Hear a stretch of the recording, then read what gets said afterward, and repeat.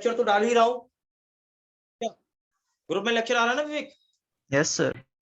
हाँ, ग्रुप में लेक्चर वगैरह आ रहा होगा, उसके लिए कोई दिक्कत नहीं है। ठीक है, चलिए आज हम लोग बात करते हैं। देखिए मॉडर्न फिजिक्स की चल रही थी, मैं आपको मॉडर्न फिजिक्स ही पढ़ा रहा था। ठीक है, अब मैं आपको ये बता दूं कि मॉडर्न फिजिक्स में ऐसा नहीं कि मैंने पूरा एंड कर दिया, मॉडर्न फिजिक्स पूरा एंड अभी नहीं हुआ मॉडर्न फिजिक्स। ठीक है, तो अभी मॉडर्न फिजिक्स हम लोग का अभी शुरू हुआ था, जिसमें हम लोगों ने dual nature of matter start किया था, जिसपे हम लोग का बहुत सारा चीज डिस्कशन हो चुका था। ठीक है, तो आप लोगों को मैंने बेसिक्स बता दिया था, जैसे इलेक्ट्रॉन इमिशन क्या होता है, वर्क फंक्शन क्या होता है, और वर्क फंक्शन के बाद थ्रेशोल्ड फ्रीक्वेंसी, थ्रेशोल्ड वेवलेंथ, ये सारे डेफिनेशंस मैंने आप लोगों को लिखवाया था। क्या बेटा मैं सही कह रहा हूँ? Yes sir. ये सारे डेफिनेशंस हो चुके थे। ठीक है, और आपको मैंने बोला था कि आज मेन मैं आपको बोलूं तो वो आइंस्टाइन के फोटो इलेक्ट्रिक इफेक्ट इक्वेशन की बात करनी है। ठीक है, और कुछ बेसिक लॉज वगैरह हैं उसको हम लोग देखेंगे, बात खत्म है, इसमें ज्यादा दिमाग लगाना नहीं है। बाकी आपका काम है इसको अच्छे से चैप्टर को पढ़िए, समझिए, बात खत्म, बाय बाय टाटा, खत्म। ठीक है, तो चलिए यहाँ पर हम बात करते हैं। ठीक है, सबसे पहले बात करते हैं यहाँ पर आइंस्टाइन के फोटो इलेक्ट्रिक इफेक्ट इक्वेशन की बात करते हैं। ठीक है बेटा, तो आइंस्टाइन का जो फोटो इलेक्ट्रिक इफेक्ट इक्वेशन है उसको हम लोग हेडिंग डाल देते हैं, तो हेडिंग डाल दीजिएगा आप लोग। ठीक है सभी बच्चे,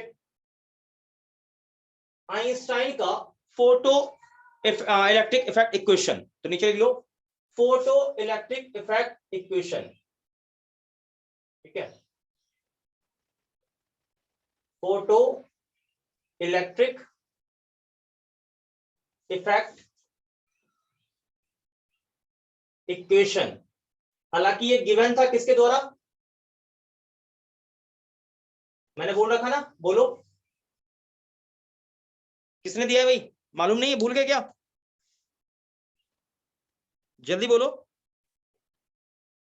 ये जो इक्वेशन है ये किसने दिया, लेके इक्वेशन याद है या भूल गया? सर नेम उसका भूल। okay. तो आइंस्टाइन का जो फोटो इलेक्ट्रिक इफेक्ट इक्वेशन है ये आइंस्टाइन दिया है लेके, ये थोड़ा ध्यान रखना है आपको माइंड में। ठीक है, गिवन बाय आइंस्टाइन, ये ध्यान रखना। ठीक है, अब मैं समझाता हूं इस इक्वेशन में बेसिकली है क्या। ठीक है, इस इक्वेशन में बेसिकली है क्या, देखिए सबसे पहले मैं बता दूं आपको कि यहां पर आप एक मेटेलिक प्लेट ले लो, कोई टेंशन नहीं है। अब एक फोटोन आएगा, कौन आएगा, photon.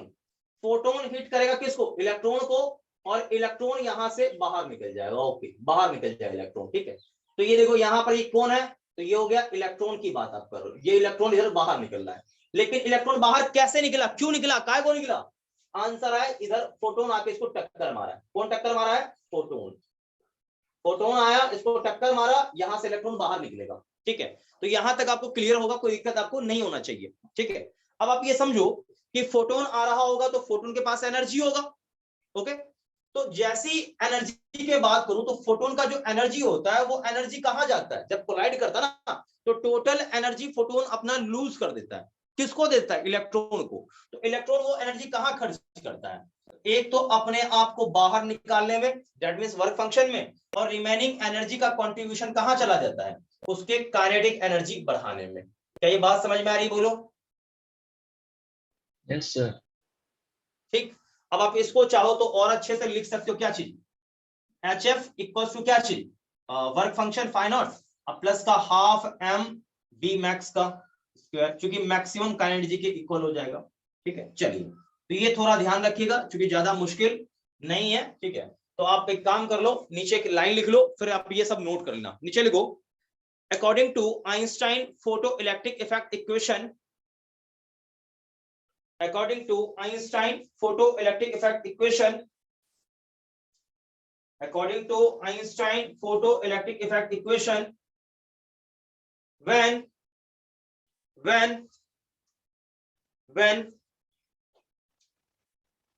a photon, when a photon hits, when a photon hits electron,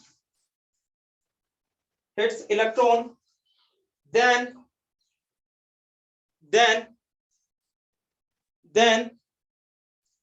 photon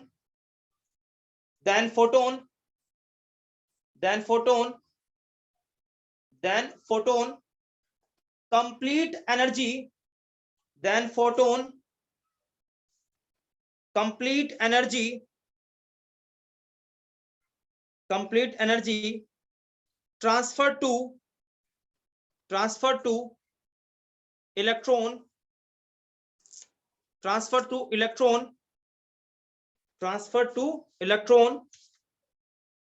okay, transfer to electron. हो गया यहां तक, बोलिए। Yes sir. चलिए नीचे लिखिएगा, दिस एनर्जी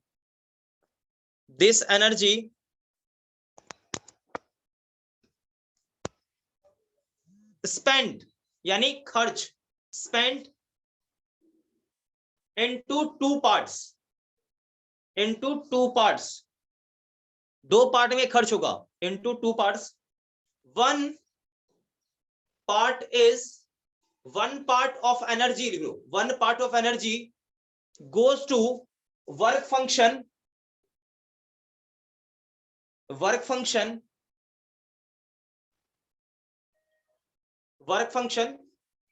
और टू इजेक्ट इलेक्ट्रॉन, लिख लिया होगा यहां तक, बोलो। Yes sir. and second part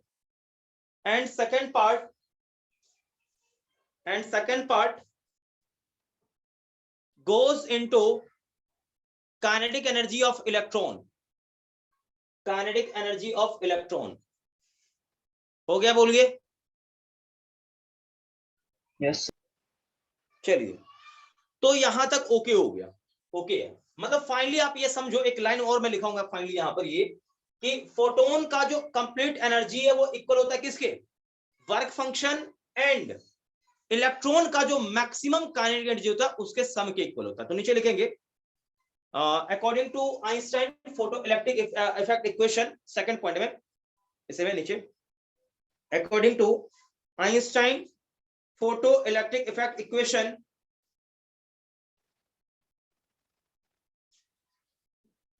complete energy transfer by photon to electron which is equal to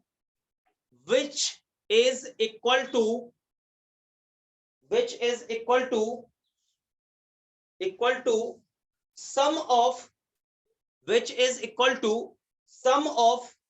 work function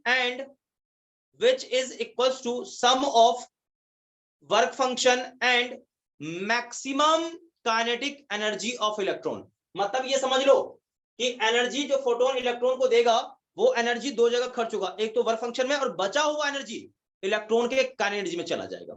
ये आप ध्यान रखिएगा। आई होप यहां तक मैंने आपको समझा दिया है, आपको दिक्कत नहीं होना चाहिए। ये पूरा आप ये नोट कर लो, यही है आइंस्टाइन का फोटो इलेक्ट्रिक इफेक्ट इक्वेशन, जो कि बहुत ही ज्यादा इंपॉर्टेंट है। ये पता नहीं है तो 100% मैं ये कह सकता हूं कि आने वाले समय में लटक जाओगे, तो इसे ध्यान रखना। ओके भाई, जल्दी से बोल दो। Yes sir. चलिए इसको नोट करिए अच्छे से, आगे बढ़ते हैं। नोट कर लीजिए अच्छे से इसको। कहीं भी आपको दिक्कत, प्रॉब्लम, परेशानी लग रहा है तो मुझे बता दीजिए कि हाँ सर मुझे दिक्कत है, बट उम्मीद करता हूं कि आपको इसमें दिक्कत नहीं होना चाहिए।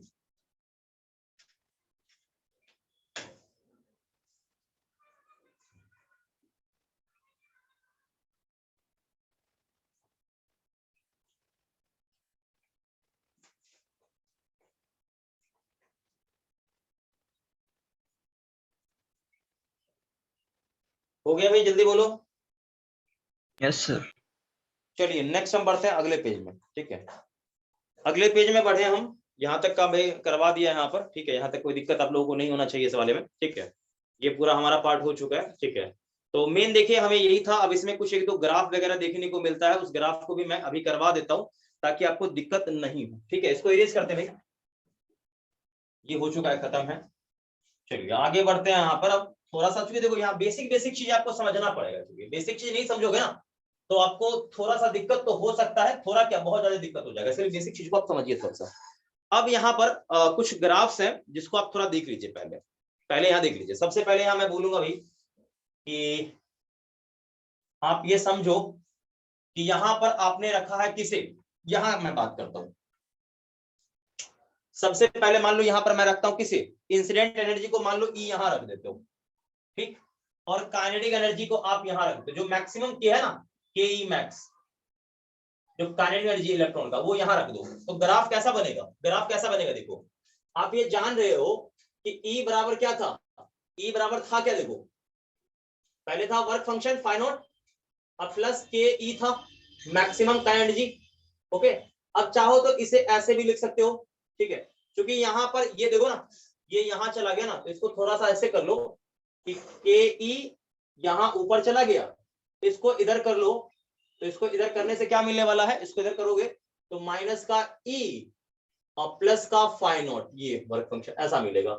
मतलब ग्राफ आप बनाओगे इसके बीच का ग्राफ, तो आप ये समझो कि ये आपने y पर रखा है, ये एम एक्स प्लस यहां पर सी, यानी ग्राफ तो बनेगा स्ट्रेट लाइन, बट यहां पर स्लोप आपका नेगेटिव है, तो स्लोप नेगेटिव है तो ग्राफ आपका बनना चाहिए कुछ इस प्रकार से, ऐसा ग्राफ बनेगा। क्या भाई कोई दिक्कत है? और यहां पर इंटरसेप्ट आपका क्या है, नेगेटिव है, यानी ग्राफ यहां से नहीं जाएगा, नीचे तो जाएगा ग्राफ लेकिन यहां से नहीं जाएगा, क्योंकि आप यहां देखो कि यहां पर इसको जीरो करो, इसको जीरो करोगे ना, इसको जीरो रखोगे तो ये ऐसा हो जाएगा, यानी ये ग्राफ हमारा चलेगा कहां से, एग्जैक्टली यहाँ, ठीक है, ऐसे ग्राफ चलेगा, बिल्कुल सही है, ठीक है। एक ग्राफ तो आपका यहाँ ऐसा हो जाएगा, इसको नोट कर लीजिएगा, ओके बोलिए। Yes sir. चलिए इसको नोट करिए, इसको नोट कर लीजिए ग्राफ को।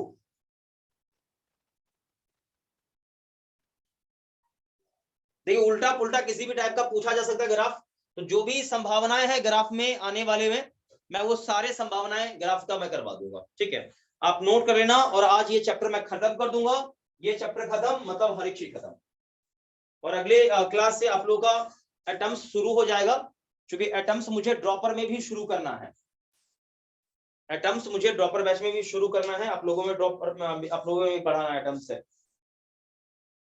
क्या भाई हो गया नोट, जल्दी बोलो, बोलो हो गया? Yes sir. Yes sir. चलिए खत्म करते हैं। अब ऐसा है कि अब आप यहाँ समझो, देखो ध्यान से, अब ये हो सकता है सीन ऐसा हो जाए, यहाँ देखना, तो जो भी पॉसिबिलिटी है मैं हर एक पॉसिबिलिटी को मैं करा रहा हूँ, एक एक चीज को, हो सकता है कि अब सीन ऐसा हो जाए कि ई यहां रख दे, ई को यहां रख दे और के को यहां रख दे, काइनेटिक एनर्जी को यहां रख दे, ठीक है, तो ये आपका वाई, ठीक, और इसको पहले ऐसे लिख लो, क्योंकि यहाँ पर क्योंकि ये तो कांस्टेंट हो जाएगा फाई नॉट स्टेट, ऐसे लिख लो इक्वल्स टू के ई काइनेटिक एनर्जी और प्लस का फाई नॉट, ओके, ये हमारा y बन जाएगा, यहाँ एम एक्स और प्लस का यहाँ क्या चीज सी, तो ग्राफ तो बनेगा स्ट्रेट लाइन, ये तो पॉजिटिव इसके आगे का होगा, तो ग्राफ कैसा बनेगा, फाई नॉट ऊपर कट, यानी ग्राफ ऐसा जाएगा। क्या ये बात ओके है, बोलो? Yes sir. नोट कर लीजिएगा।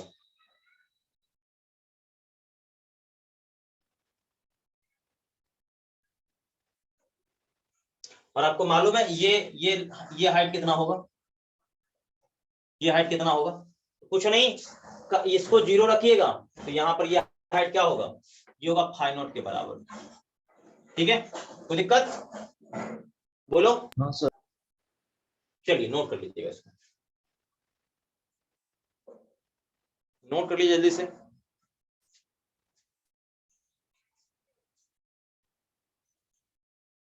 मिटा दूं? बताइए। चलिए नेक्स्ट बढ़ते हैं आगे। अभी तो ग्राफ का पॉसिबिलिटी मैं बता रहा हूं, हर एक पॉसिबिलिटी हर एक एंगल से हमें देखना है। चलिए अब E बराबर क्या होता है, HF होता है, ठीक है, उसके बाद वर्क फंक्शन फाई नॉट, और इधर क्या हो गया, काइनेटिक एनर्जी के मैक्स, ठीक है। अब आप यहां देखो, एक तो ग्राफ ये बनता है, ऐसा हुआ, तो आप चाहो तो यहाँ आप ऐसे लिख सकते हो, यहां देखो ध्यान से कि आप चाहो इसी चीज को, आप चाहो तो इस ग्राफ को थोड़ा सा ऐसे भी कर सकते हो कि के मैक्स यहां कर लो, और यहां क्या हो जाएगा HF और माइनस का फाई नॉट, क्या ऐसे हो सकता है? तो यहां से आप चाहो तो इसको आप कहां रख दो, y पर रख दो, ठीक है, यहां क्या हो जाएगा, ये mx और प्लस का c।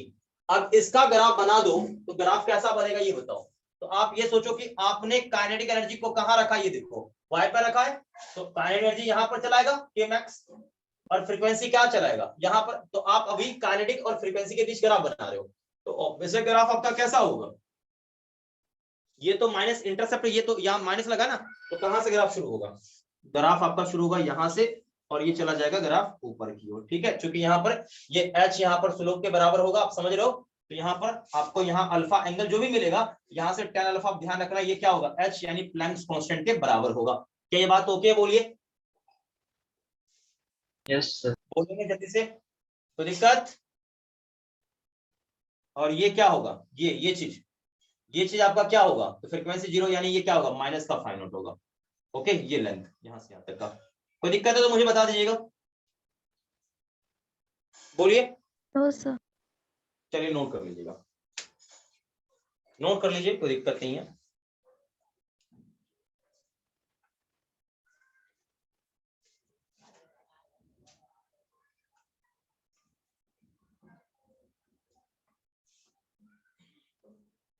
इसको मिटा दो,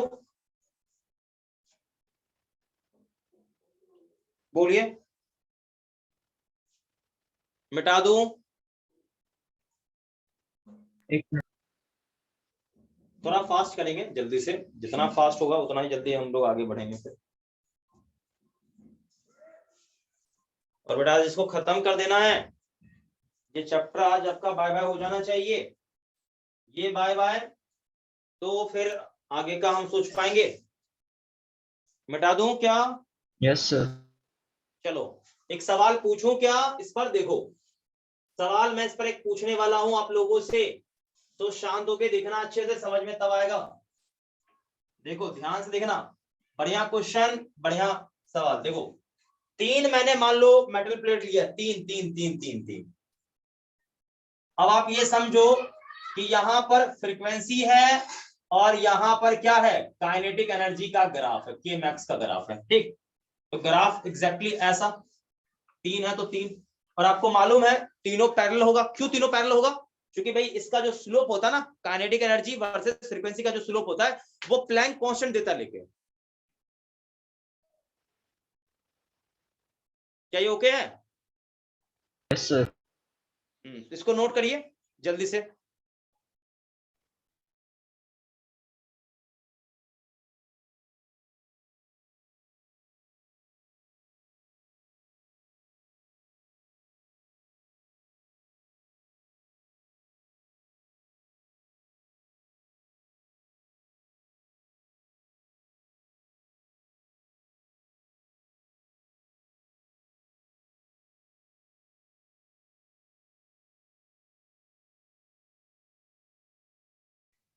हाँ बेटा हो गया। तो ये मालूम है ना तीनों पैरेलल होगा, पहले ही बता दो। Yes, sir.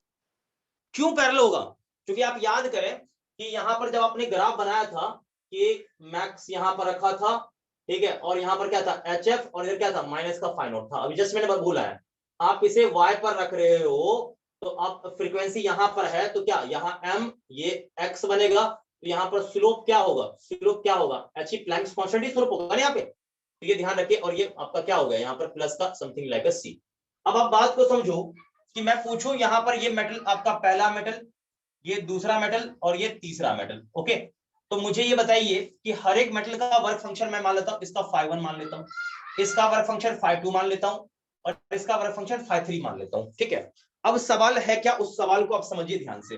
बोला है कि भाई ऑप्शन आपको चुनना है, बताइए कौन सा ऑप्शन सही होना है। पहला में बोला है तीनों का वर्क फंक्शन क्या है, इक्वल है, ठीक। अगले में बोला है कि वर्क फंक्शन वन का ज्यादा है किससे, टू से, और इसका ज्यादा है किससे, थ्री से। दूसरे में बोला है यह थ्री का सबसे ज्यादा है, फिर किसका वन का है, और फिर किसका है टू का। अगले में बोला है थ्री का सबसे ज्यादा, उससे कम किसका टू का, और उससे कम किसका वन का। बताइए कौन सा ऑप्शन करेक्ट होगा। तीन मेटल है, हर एक का वर्क फंक्शन दे रखा है, लेकिन किसका वर्क फंक्शन सबसे ज्यादा होगा,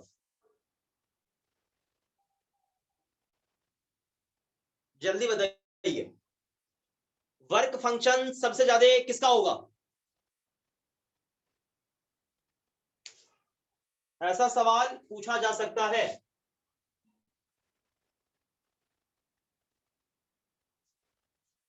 ए इज करेक्ट। ओके चलिए कोई बात नहीं है।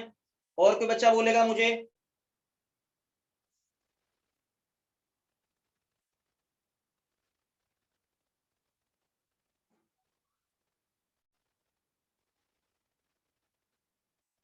देखिए भाई कुछ नहीं आपको नहीं करना है, इसको भाई डॉट डॉट करिए पीछे करिए, इसको भी डॉट डॉट करिए पीछे करिए, इसको भी डॉट डॉट करिए पीछे करिए।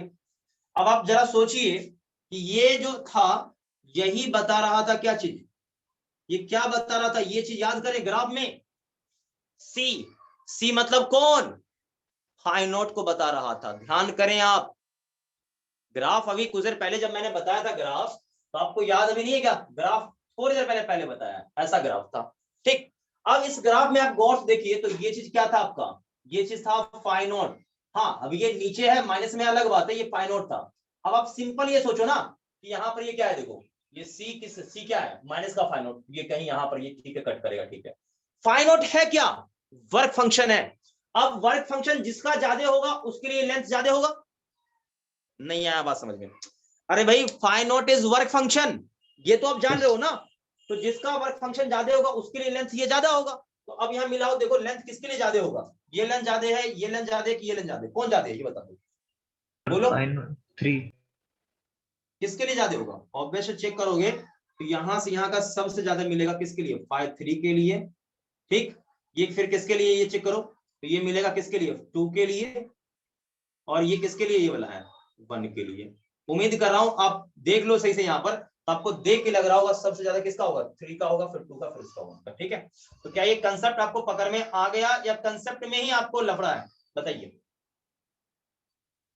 आया सर। ठीक है, इसको नोट कर लीजिएगा, आ गया तो वाकई में इसको नोट कर लीजिए। ऐसा सवाल पूछा जा सकता है, आपको बेवकूफ बनाया जा सकता है, ध्यान रखें, गड़बड़ नहीं करना आपने।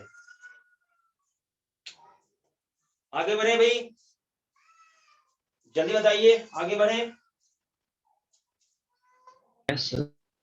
चलिए भाई हो गया, ओके है, आगे बढ़ते हैं। तो भाई आइंस्टाइन का ये फोटो इलेक्ट्रिक इफेक्ट इक्वेशन हो गया, ग्राफ देख लिया आपने, इसको करते हैं बाय बाय खत्म।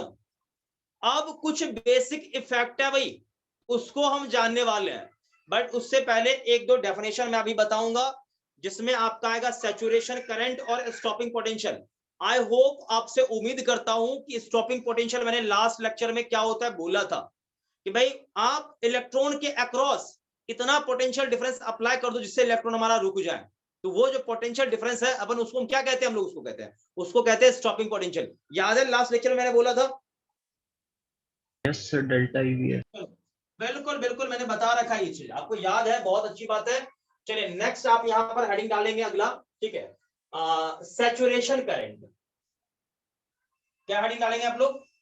Saturation current, saturation current.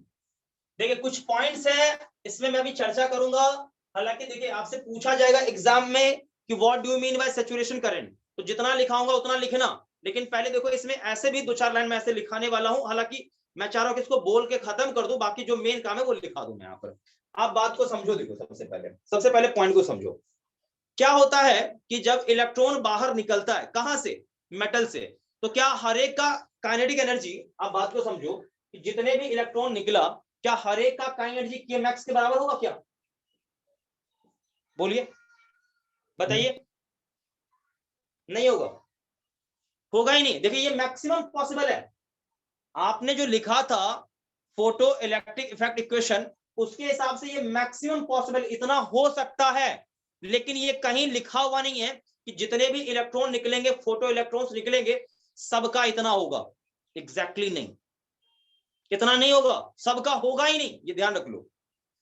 जब यहां पर एक्सपेरिमेंट किया गया, ग्राफिकली ऑब्जर्व किया गया, तो वहां पर पाया गया ये चीज कि ग्राफ कुछ इस प्रकार का आता है, ऐसा ग्राफ, ऐसा कुछ इस प्रकार का ग्राफ ऐसा आता है भाई। यहां पर ये, यहां पर रखा गया नंबर ऑफ इलेक्ट्रॉन, और यहां पर रखा गया उसके काइनेटिक एनर्जी।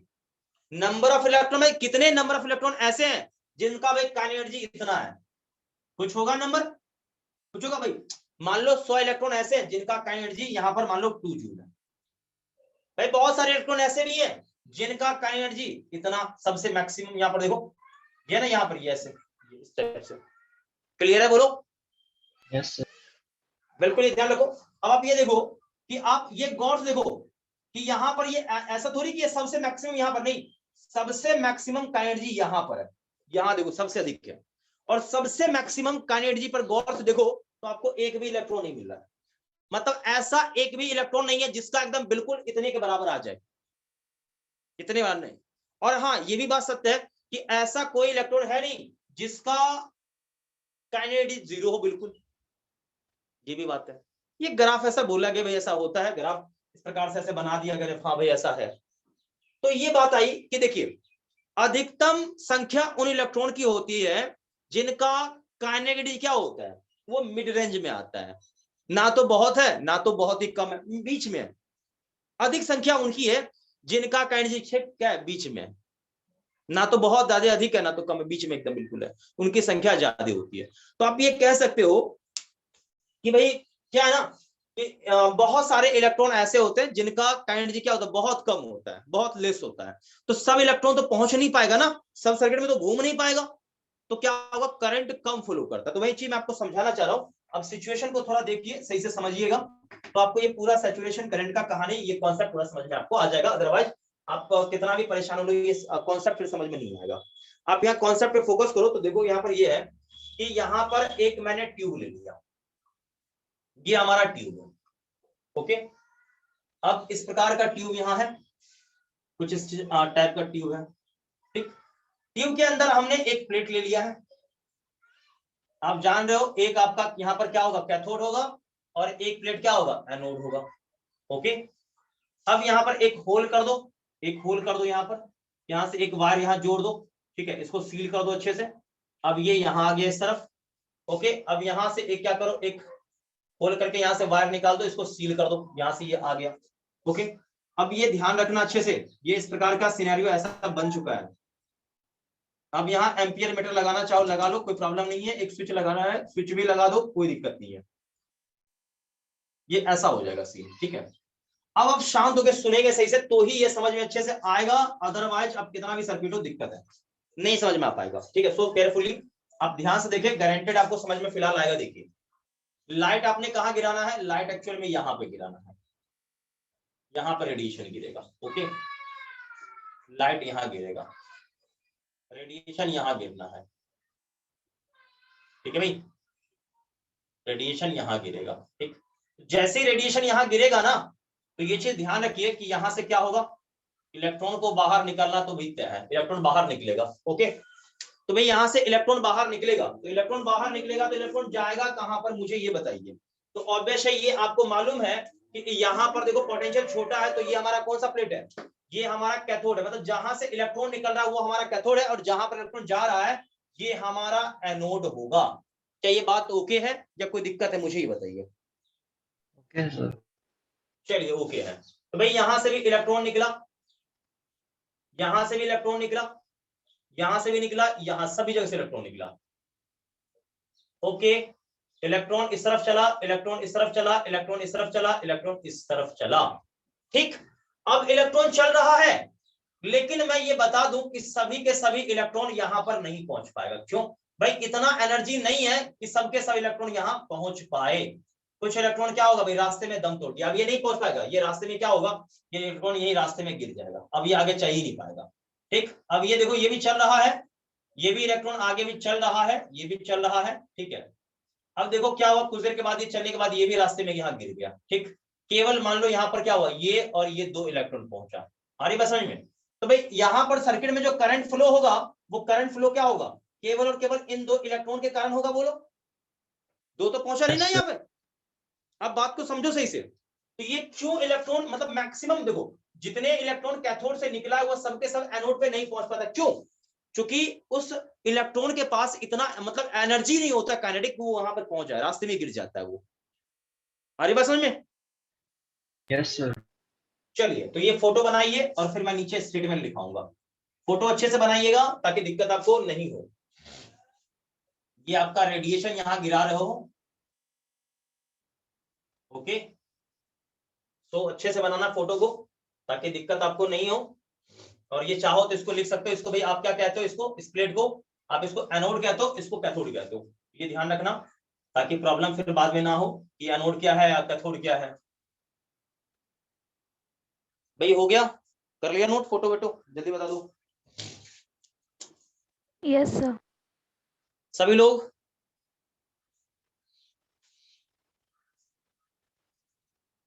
आंसर करिए, सभी लोगों का हो गया नोट? Yes sir. चलिए नीचे लिखिएगा। देखिए मैं इसमें पहले एक दो लाइन अच्छे से लिखा देता हूं सैचुरेशन करंट में, फिर मैं आपको अच्छे से एक्सप्लेनेशन इसमें देता रहूंगा। तो सबसे पहला पॉइंट ये है कि सारे इलेक्ट्रॉन जो इजेक्ट होते हैं कैथोड से due to less kinetic energy, वो कंप्लीटली एनोड पे नहीं पहुंच पाते हैं। तो नीचे लिखेंगे एक line, due to less kinetic energy, due to less kinetic energy, less kinetic energy, all electrons ejected from cathode plate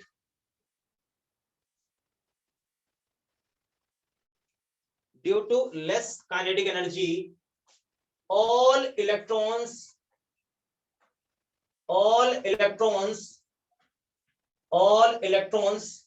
ejected from cathode plate,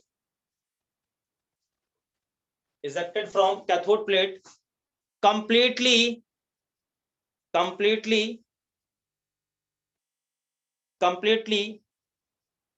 does not reach at anode plate, completely does not reach at anode plate, so that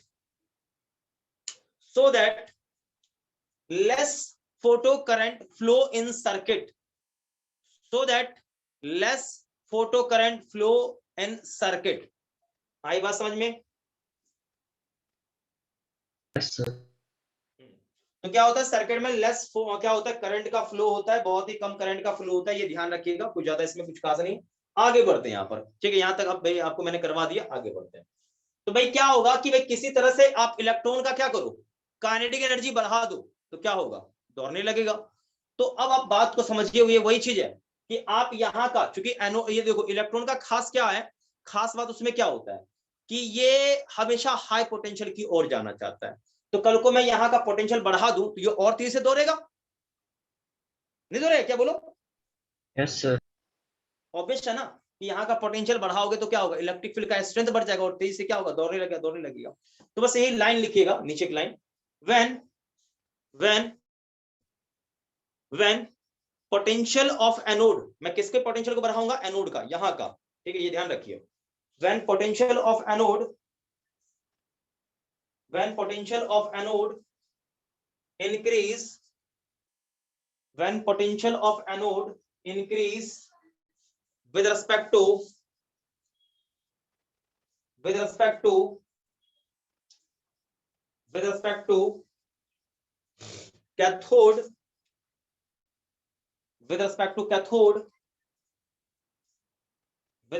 cathode, with respect to cathode, then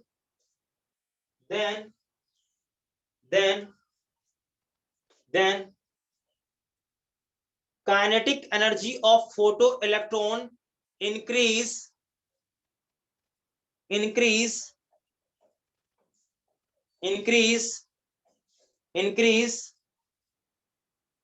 so that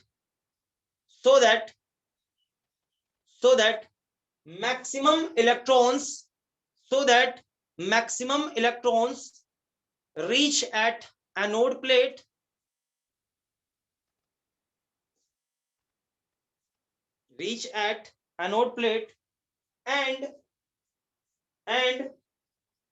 and photocurrent in circuit increase,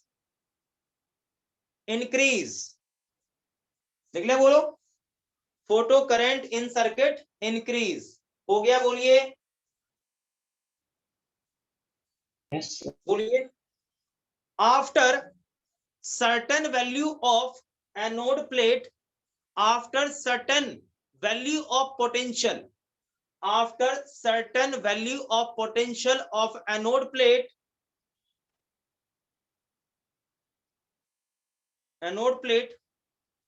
complete ejected electron from, कहां, complete electron ejected from anode plate, anode plate reach at anode plate, लिख लिया भाई,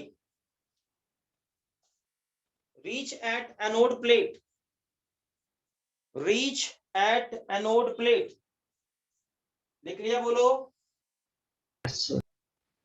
so that so that so that so that maximum current flow in circuit, so that maximum current flow in circuit, लिख लिया, बोलो। Yes sir. अच्छा, अब एक और बात देखिए, आप इसके पोटेंशियल को बढ़ाएंगे तो भाई यही होगा, 100 निकलेगा और तेजी से 100 पहुंच जाएगा। ऐसा तो नहीं कि 100 चला और रास्ते में क्या होगा 200 इलेक्ट्रॉन हो जाएगा, ऐसा तो होगा नहीं। आप इसके पोटेंशियल को कितना भी बढ़ा लो, जितना निकलेगा उतना ही यहां पहुंचेगा। तो क्या होगा कि करंट आपका क्या हो जाएगा, मैक्सिमम और कांस्टेंट हो जाएगा। आप इसके पोटेंशियल को कितना भी बढ़ाओ, करंट का वैल्यू चेंज होने वाला नहीं है। आ रही बात समझ में? Yes, sir. Yes sir. Further potential of anode, मतलब फर्दर ना आगे भी, further potential of anode increase, but further potential of anode increase, but photo current get maximum and saturated, get maximum and steady, लिख लो, get maximum and becomes steady, get maximum and become steady, एकदम maximum और study एकदम constant रह जाता है।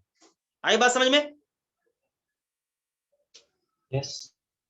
हाँ, तो अब नीचे एक लाइन लिखिएगा, नीचे एक लाइन लिया, this maximum and study current, this maximum and study current called saturation current, called saturation current. क्या ये बात समझ में आ गई? बोलो, बोलिए। Yes, sir. चलिए, बहुत सुंदर, बहुत बढ़िया। अब एक ग्राफ बनाना है, ग्राफ बना लीजिएगा, बहुत बढ़िया रहेगा आपके लिए, क्योंकि बहुत इंपॉर्टेंट है। यहां पर करंट रहेगा और यहां पर पोटेंशियल होगा किसका, एनोड का, एनोड का, ध्यान रखें। ग्राफ यहां से शुरू होगा और ये ऐसा हो जाएगा, यूं ऐसा चल के ऐसा हो जाएगा, ठीक है भाई? सो केयरफुल, ठीक है, यहां से चला, ये ऐसा हो गया। तो ये जो मैक्सिमम करंट अचीव किया है ना, ये मैक्सिमम करंट, ये हालांकि चाहो तो इसको और थोड़ा ऊपर ले जा सकते हो, ये ऐसा करके। अब मान लो स्टडी हुआ, ठीक है, ये ग्राफ यूं ऐसा गया, ऐसा जा रहा है, मतलब बढ़ते जा रहा है यूं ऐसा, ये बढ़ते जा रहा है यूं ऐसे ऊपर। अब जाके क्या हुआ, स्टडी हो गया। तो ये जो मैक्सिमम करंट होता है ना, ये मैक्सिमम करंट, इस मैक्सिमम वैल्यू को, जहां ये मैक्सिमम हो गया, इसको आप क्या कहते हो, सैचुरेशन, IS, सैचुरेशन करंट कहते हो। क्या बात समझ में आया? बोलो। Yes, sir. इसके बाद आप कितना भी बढ़ाओ, करंट आपका क्या होगा, बिल्कुल स्टडी और कांस्टेंट हो गया, दिख रहा है, कांस्टेंट हो गया। ये ग्राफ बना लीजिएगा, बहुत इंपॉर्टेंट ग्राफ है, काम आएगा। ग्राफ किसके बीच का है, फोटो करंट और एनोड के पोटेंशियल का बीच का ग्राफ है। क्या ये बात ओके है? बोलो। Yes. चलिए, तो आपने ये भी नोट कर लिया होगा, और ये ग्राफ भी बनाना है, जो कि बहुत इंपॉर्टेंट ग्राफ है, ध्यान रखिएगा, बहुत इंपॉर्टेंट ग्राफ है।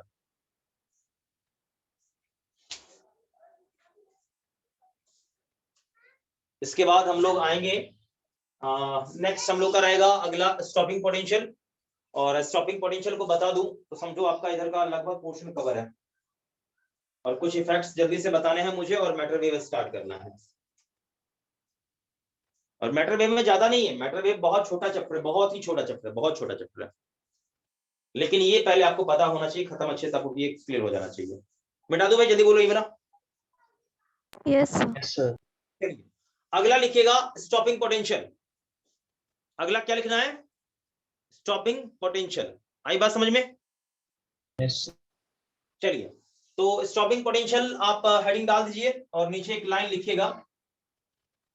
देखो मुझे क्या करना है, देखो करंट सर्किट में जीरो करना है, ठीक है, मुझे सर्किट में करंट को जीरो करना है। तो करंट को जीरो करना है तो क्या करेंगे, जो इलेक्ट्रॉन मान लो एनोड पे पहुंच रहा है, वो एनोड पर नहीं पहुंचना चाहिए, बोलो। Yes. तो इसके लिए क्या करना होगा? इसके लिए एक ही उपाय है कि एनोड के पोटेंशियल को घटा दो, कम करो कम करो, कैथोड से भी उसके पोटेंशियल को गिरा दो। नहीं आया बस समझ में? आया। देखो, अरे मैं ये कह रहा हूं कि देख, इलेक्ट्रॉन की है ना खासियत क्या है कि वो लोअर से हायर की ओर जाता है। तो भाई जो हायर पोटेंशियल एनोड का, उसी का पोटेंशियल क्या कम किया कम किया कम किया, बहुत कम कर दिया, तो क्या होगा कि अपने आप इलेक्ट्रॉन का क्या होगा, काइनेटिक खत्म हो जाएगा और वो पहुंच ही नहीं पाएगा।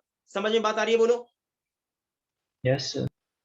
चलिए तो ध्यान से समझिएगा तो पूरा कहानी आपको समझ में आ जाएगा। यानी मेरे कहने का मतलब ये है कि जब आप एनोड के पोटेंशियल को क्या करेंगे, कम करेंगे कम करेंगे, तो क्या होगा कि फोटो करंट का वैल्यू क्या होगा, डिक्रीज होगा, और एनोड पोटेंशियल का एक पार्टिकुलर वैल्यू होगा, कुछ ना कुछ होगा। उस पार्टिकुलर वैल्यू पर क्या होगा कि आपके सर्किट में करंट क्या हो जाएगा, जीरो हो जाएगा। ठीक है, तो उसी एनोड प्लेट के पार्टिकुलर पोटेंशियल को आप क्या कहते हो, स्टॉपिंग पोटेंशियल कहते हो। आई बात समझ में? बोलो। Yes sir. तो पहले स्टेटमेंट लिखो, if potential of anode, if potential of anode decrease with respect to cathode, if potential of anode decrease with respect to cathode, then kinetic energy of photoelectron, then kinetic energy of photoelectron decrease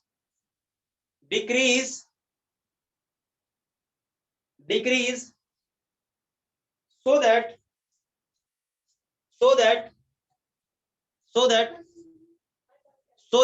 photo current in circuit decrease, then photo current in circuit decrease।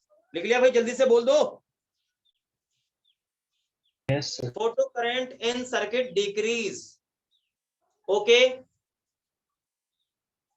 बोलो। Yes, मतलब मेरा ये है कि मैंने बोला कि anode के पोटेंशियल को आप कम करोगे तो भाई क्या होगा, एक्चुअल में कम क्या होता है, एक्चुअल में काइनेटिक एनर्जी इलेक्ट्रॉन का कम होता है। ठीक है, अब भाई इलेक्ट्रॉन का काइनेटिक कम हुआ तो क्या होगा, उसका रफ्तार कम हो रहा है, स्पीड कम हो रहा है, वेलोसिटी कम हो रही है। और वेलोसिटी कम हो रहा है तो 100% अब क्या, इलेक्ट्रॉन पहुंचेगा नहीं, तो फोटो करंट का वैल्यू भी क्या होगा, डिक्रीज करेगा, घटेगा।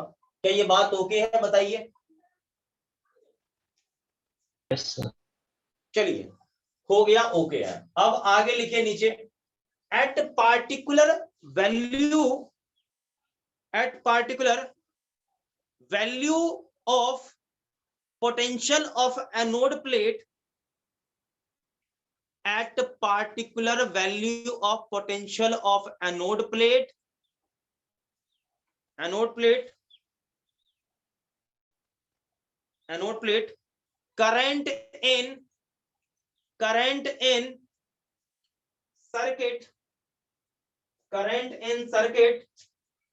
current in circuit becomes zero becomes zero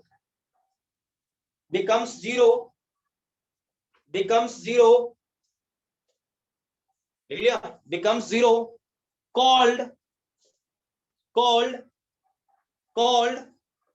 stopping potential। समझ में आ गया? बोलो। Yes sir. चलो अगला एक और लिख लो या करके, अगला एक और लिख लो, ध्यान सुनना, एक और पॉइंट लिख लो। The potential of anode plate with respect to cathode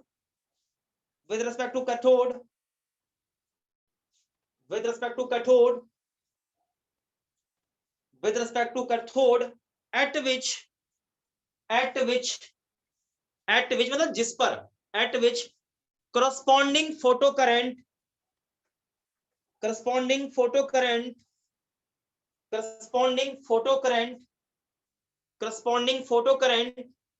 is zero,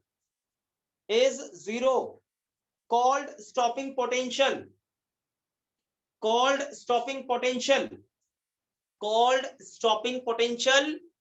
and this is also known as cut-off voltage. This is also known as cut-off voltage. हाँ भाई आपने नोट कर लिया, बोलो। Yes sir. चलिए भाई नोट कर लिया, बहुत खुशी की बात है, बहुत अच्छी बात है। मैं आपको समझा दूं, ग्राफ बिल्कुल सेम रहेगा, इस ग्राफ की ज्यादा इसमें दिमाग लगाना नहीं है। आप समझ रहे हो यहाँ पर किसका पोटेंशियल रहेगा भाई, जल्दी बोलो। एनोड। एनोड। और यहाँ कौन है आपको मालूम था, फोटो करंट। और आप याद करें एक ऐसा था पॉइंट जहां पर आपका एक फोटो करंट क्या हो गया था, यहाँ 0 था ना, तो ये एनोड पोटेंशियल का कुछ ना कुछ तो वैल्यू होगा, इसी को आप कहते हो स्टॉपिंग पोटेंशियल। आई बात समझ में। हालांकि ये है, देखो ये है, होगा निगेटिव, आप ये जान रहे हो, होगा कुछ ना कुछ माइनस में, बट मुझे मतलब है इसके मैग्नीट्यूड से, इसके मैग्नीट्यूड से मतलब है। आई बात समझ में, बोलो। Yes sir.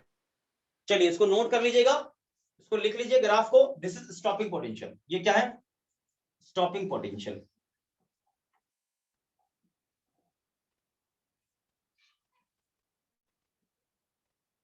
Okay okay yes sir. Okay. चलिए नोट कर लीजिए इसको। अब आगे बढ़ते हैं भाई, आगे बढ़ते हैं, आगे बढ़ते हैं, आगे बढ़ते हैं, इसको खत्म करते हैं, बाय बाय करते हैं, आगे बढ़ते हैं। अभी एक दो पॉइंट और मैं लिखाऊंगा भी, तब जाके ये बहुत अच्छे से समझ में आपको आएगा। हो गया नोट, जल्दी बोलो। Yes, sir. चलिए खत्म करते हैं भाई। अब आप देख लो, सवाल पूछा जाएगा, स्टॉपिंग पोटेंशियल निकालना पड़ेगा, कैसे निकालेंगे। तो देखिए लास्ट लेक्चर में बोला था आपको कि ज्यादा इस पे दिमाग पे जोर नहीं डालना है भाई, काइनेटिक एनर्जी को ही तो खत्म करना है। तो जो आपका मैक्सिमम पॉसिबल काइनेटिक एनर्जी है उसे क्या कर दो, E इंटू VS कर दो। नहीं समझ बात क्या, याद नहीं है पिछले एक बार पहले लेक्चर में ये बोल रखा है कि जब भी रोकना हो क्या करना है आपने, इतना कर दो, बात खत्म, जितना ये है कर दो, आराम से यहाँ से निकल जाएगा। क्या बात ओके बोलो। यस। चलिए तो ये ध्यान रखिएगा, आराम से यहाँ से निकल जाएगा। फॉर एग्जाम्पल, फॉर एग्जाम्पल मान लीजिए कि आपका मैक्सिमम काइनेटिक एनर्जी मान लीजिए 2.7 इलेक्ट्रॉन वोल्ट है, ऐसा है के मैक्स, ऐसा है ठीक है। तो आपसे स्टॉपिंग पोटेंशियल निकालना है, तो भाई आप जान रहे हो E into VS equal to क्या होगा, के मैक्स करना है ठीक। और ये चीज क्या करोगे, 2.7 इलेक्ट्रॉन वोल्ट इक्वल करोगे, E से E काट दोगे ना, तो स्टॉपिंग पोटेंशियल का वैल्यू कितना आएगा, 2.7 वोल्ट। क्या ये बात समझ में आ गई, बोलो। Yes sir. नोट कर लीजिएगा, नोट करिए, तो जल्दी से नोट करिए क्विकली, ठीक है। और इसको खत्म करते हैं और आगे हम लोग बढ़ेंगे भाई, और कुछ अभी इफेक्ट्स हैं, ठीक है भाई, और उन इफेक्ट को मैं बता दूं तो फिर हम आगे बढ़ेंगे फिर, और बाकी का खत्म करते हैं इधर का।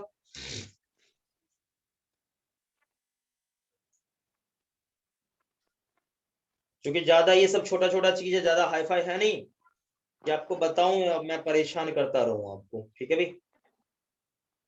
ऑलमोस्ट लगभग सब चीज मैंने बता दिया है। मैटर में मुझे पढ़ाना है, मैटर में पढ़ाऊंगा, बात खत्म है। जल्दी करिए, नोट हो गया तो बताएं मुझे। Yes sir. चलिए इसको इरेज कर दूं। Yes sir. चलिए तो भाई नीचे लिखो, effects on photo electric effect.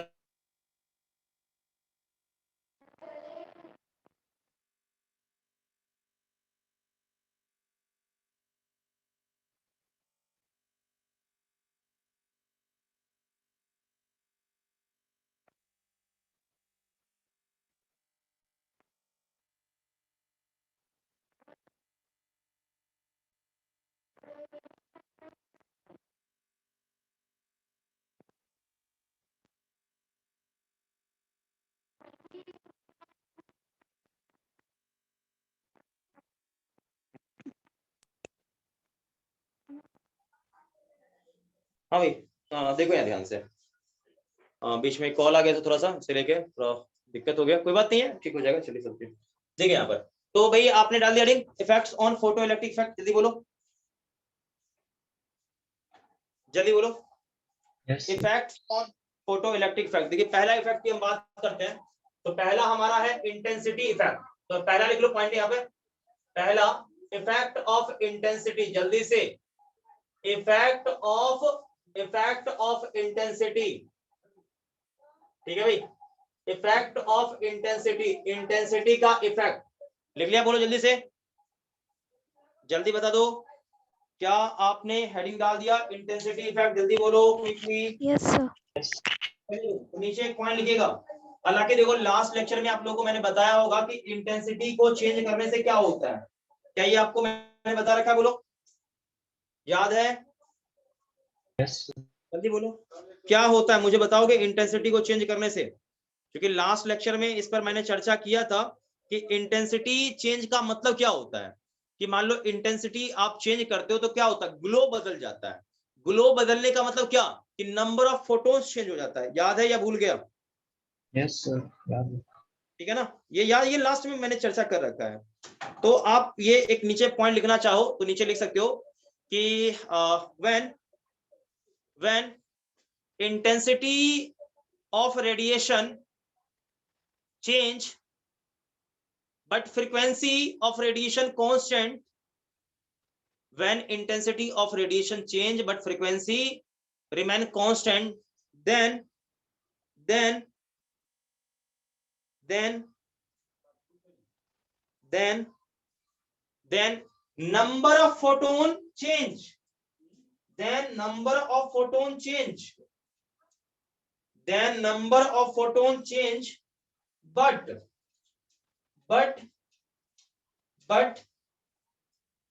energy of single photon does not change, but energy of single photon does not change। आई बात समझ में? बोलो जल्दी बोलो। यस चलिए तो मैं आपको समझा दूं इंटेंसिटी के, यहां देखिएगा। तो इंटेंसिटी एक्चुअल में था क्या? भी लास्ट में आपको मैंने बोला था कि इंटेंसिटी आपका प्रोपोर्शनल था किसके? नंबर ऑफ फोटोन की। आपको याद होना चाहिए, ठीक है? नंबर ऑफ फोटोन के प्रोपोर्शनल था। अब आपको मैं बता दूं कि भाई नंबर ऑफ फोटोन जितना ज्यादा होगा उतना ही ज्यादा आपका क्या होगा? Number of photo electron. क्योंकि जितना ज्यादा मैं इलेक्ट्रॉन गिराऊंगा, बमबारी में जितना करूंगा, उतना ज्यादा क्या होगा? इलेक्ट्रॉन बाहर निकलेगा। तो क्या होगा? नंबर ऑफ इलेक्ट्रॉन और number of photon proportional to क्या होगा? Number of photo electrons. क्या भाई ये बात समझ में आ रही? बोलो, कोई दिक्कत है? बोलो। इसका मतलब ये बात है यहां पर सिंपली कि आप इंटेंसिटी को बढ़ा दो तो इंटेंसिटी को बढ़ाने से क्या होगा? नंबर ऑफ फोटोन बढ़ जाएगा, और नंबर ऑफ फोटोन के बढ़ने का मतलब है नंबर ऑफ इलेक्ट्रॉन बढ़ जाएगा, और नंबर ऑफ इलेक्ट्रॉन बढ़ने का मतलब है कि आपका करंट, सैचुरेशन करंट की बात आप कर लो, सीधा करंट आपका बढ़ जाएगा। आप ये कह सकते हो कि करंट का वैल्यू है ना, करंट का वैल्यू आपका इंक्रीज कर जाएगा। क्या ये बात ओके? बोलो। Yes sir. इंक्रीज कर जाएगा।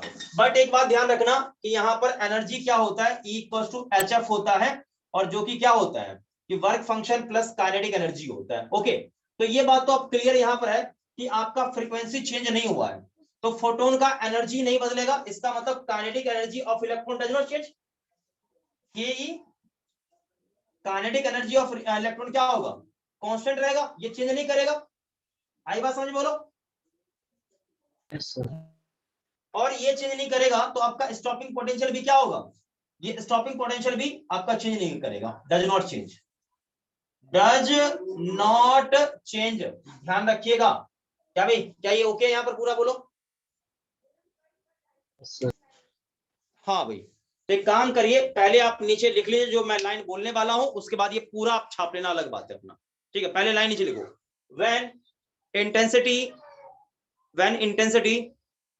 of light increase, intensity of light increase, then photo current in circuit increase photo current in circuit increase, but stopping potential does not change। क्यों भाई, क्यों नहीं चेंज करेगा? क्योंकि काइनेटिक एनर्जी ही नहीं बदला, तो स्टॉपिंग पोटेंशियल कैसे चेंज करेगा? क्या ये कंसेप्ट पूरा ओके? बोलो जल्दी बोलो। सर हाँ भाई, तो जल्दी से यहाँ इसको कॉपी कर लो, और आपको इस कंसेप्ट में प्रॉब्लम लग रहा है तो मुझे जल्दी से बता दो कि हाँ सर मुझे इसमें दिक्कत है, तो मैं बिल्कुल आपको बताऊंगा, अदरवाइज मैं अगले पार्ट पर लेके चलूंगा। ठीक है, इसको जल्दी से नोट करो क्विकली।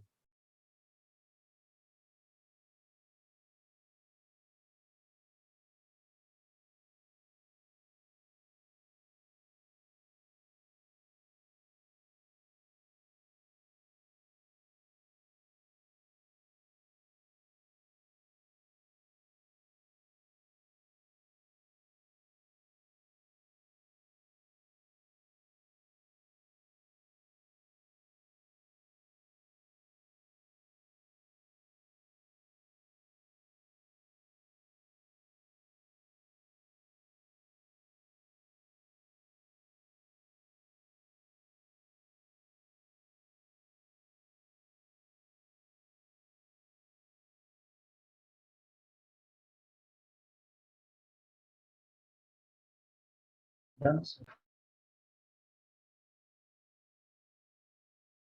हाँ भाई, सभी लोगों का हो गया नोट, जल्दी से बताएंगे। ओके पूरा? Yes, sir. बताओ। चलिए, तो यहाँ तक ओके है। तो एक ग्राफ मैं बताऊंगा, उसके बाद इसको बाय बाय कर दूंगा ये टॉपिक, ठीक है। फिर अगले टॉपिक पे हम लोग आएंगे, यानी इसका दूसरा इफेक्ट हम लोग देखेंगे। 2-3 इफेक्ट है, देख लीजिएगा, बढ़िया रहेगा, आपको दिक्कत नहीं होगा। फिर छोटे छोटे इसमें इफेक्ट्स हैं, बट ये इफेक्ट आपके एग्जाम में भी पूछा जा सकता है, ठीक है। तो थोड़ा ध्यान रखिएगा, आप पढ़िएगा, फिर बाद में आपको बहुत अच्छे से सारी चीज समझ में आएगा, ठीक है। तो पहले है यहाँ पर ग्राफ इसका, देखिए आपने यहाँ पर क्या किया, इंटेंसिटी को चेंज किया, तो क्या फोटो करंट चेंज कर गया, लेकिन स्टॉपिंग पोटेंशियल चेंज किया क्या? बोलो। नहीं किया। क्या चेंज नहीं किया? क्योंकि इंटेंसिटी बदलने से फोटोन का एनर्जी नहीं बदलता है। सो आप समझ रहे हो बात को ना, कि आपका काइनेटिक एनर्जी चेंज नहीं करेगा, तो काइनेटिक चेंज नहीं करेगा तो आपका स्टॉपिंग पोटेंशियल चेंज नहीं करेगा। ओके, तो देखिए यहाँ ध्यान से, देखिए ध्यान से, ये हमारा कौन है भाई, यहाँ पर एनोड का पोटेंशियल आप जानते हो भाई, और यहाँ पर आपका फोटो करंट होता है, आप ये भी जानते हो। ओके, तो आप थोड़ा ध्यान से देखना, समझ में आपको पूरा यहाँ आ जाएगा भाई। यहाँ देखिए, ये आपका ऐसा, और यहीं से दूसरा चलेगा ये ऐसा। अब आप यहाँ देखो, ये यहाँ पर इस केस में इंटेंसिटी I1 है, और यहाँ पर इंटेंसिटी I2 है। बताइए कौन सा इंटेंसिटी ज्यादा है और कौन सा इंटेंसिटी कम है? बोलिए।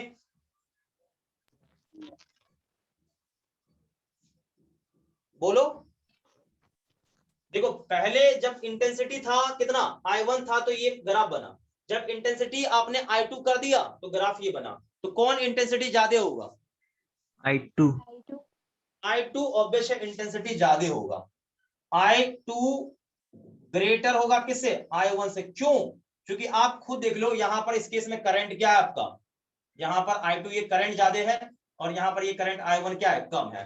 तो I2 ग्रेटर क्या चीज, I1। इसका मतलब करंट जिसका ज्यादा उसका इंटेंसिटी भी ज्यादा। क्या ये लॉजिक क्लियर है? बोलो।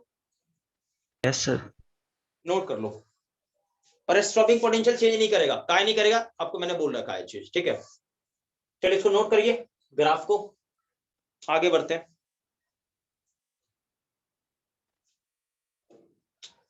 हो गया भाई? जल्दी बोलो।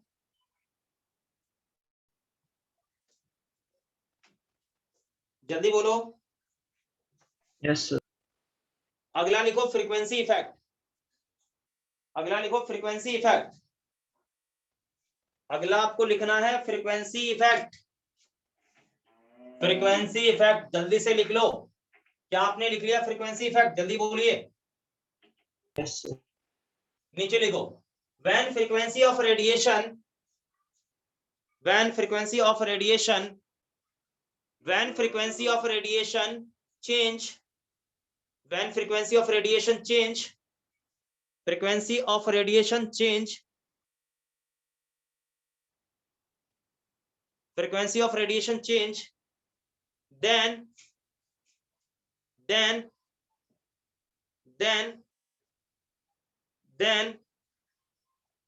energy of photon change, energy of photon change, so that kinetic energy of electron also change, so that kinetic energy of electron also change। क्या ये बात समझ में आ गई? यहां तक बोलिए। Yes, sir.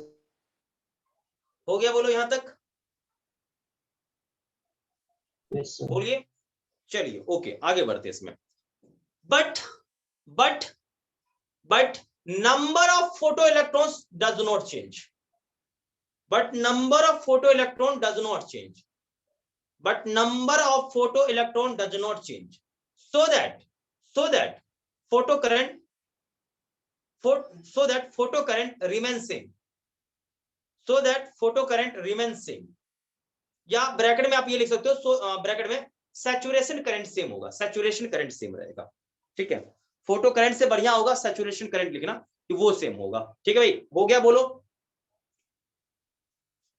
Yes, sir.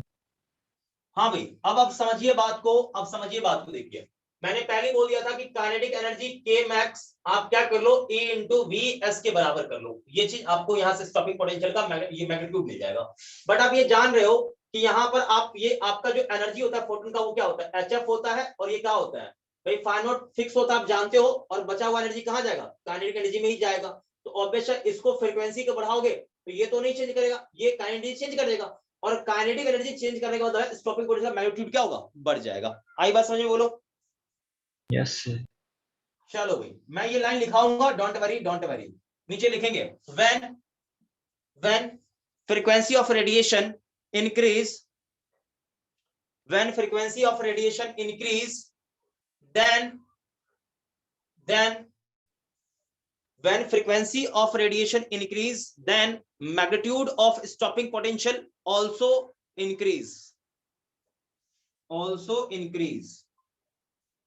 ये भाई यहां पर हो गया, ध्यान से देखना भाई, ध्यान से, ये ग्राफ यहां से चला यूं, ऐसे ग्राफ हो गया, ओके। एक और यहां पर मैं लूंगा, यहां से यूं ऐसे हो गया, देखते चलिए भाई, आप देखते चले यहां पर, नहीं तो गड़बड़ हो जाएगा भाई, गड़बड़।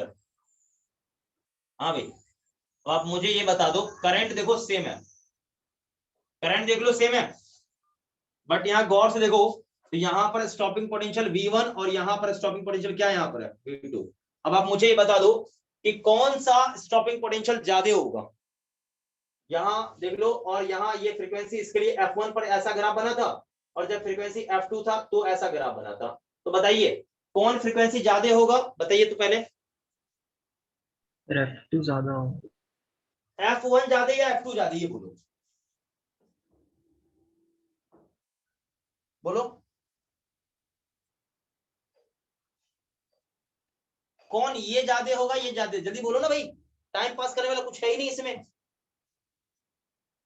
आपको समझ में नहीं आया होगा तो ये ऐसा हो सकता है, मैंने क्या लाइन बोला है, क्या फ्रीक्वेंसी को बढ़ाओगे तो स्टॉपिंग पोटेंशियल का मैग्नीट्यूड बढ़ेगा, तो मैग्नीट्यूड बढ़ने का मतलब क्या, कि कर्व इस तरफ शिफ्ट करेगा कि इस तरफ शिफ्ट करेगा, ये बोलो, कर्व इधर शिफ्ट करेगा या इधर शिफ्ट करेगा, मतलब ये कर्व आपका लेफ्ट में जाएगा या राइट में जाएगा फ्रीक्वेंसी बढ़ाने से, मैं ये बोल रहा हूं। लेफ्ट में, ऑब्वियसली लेफ्ट में।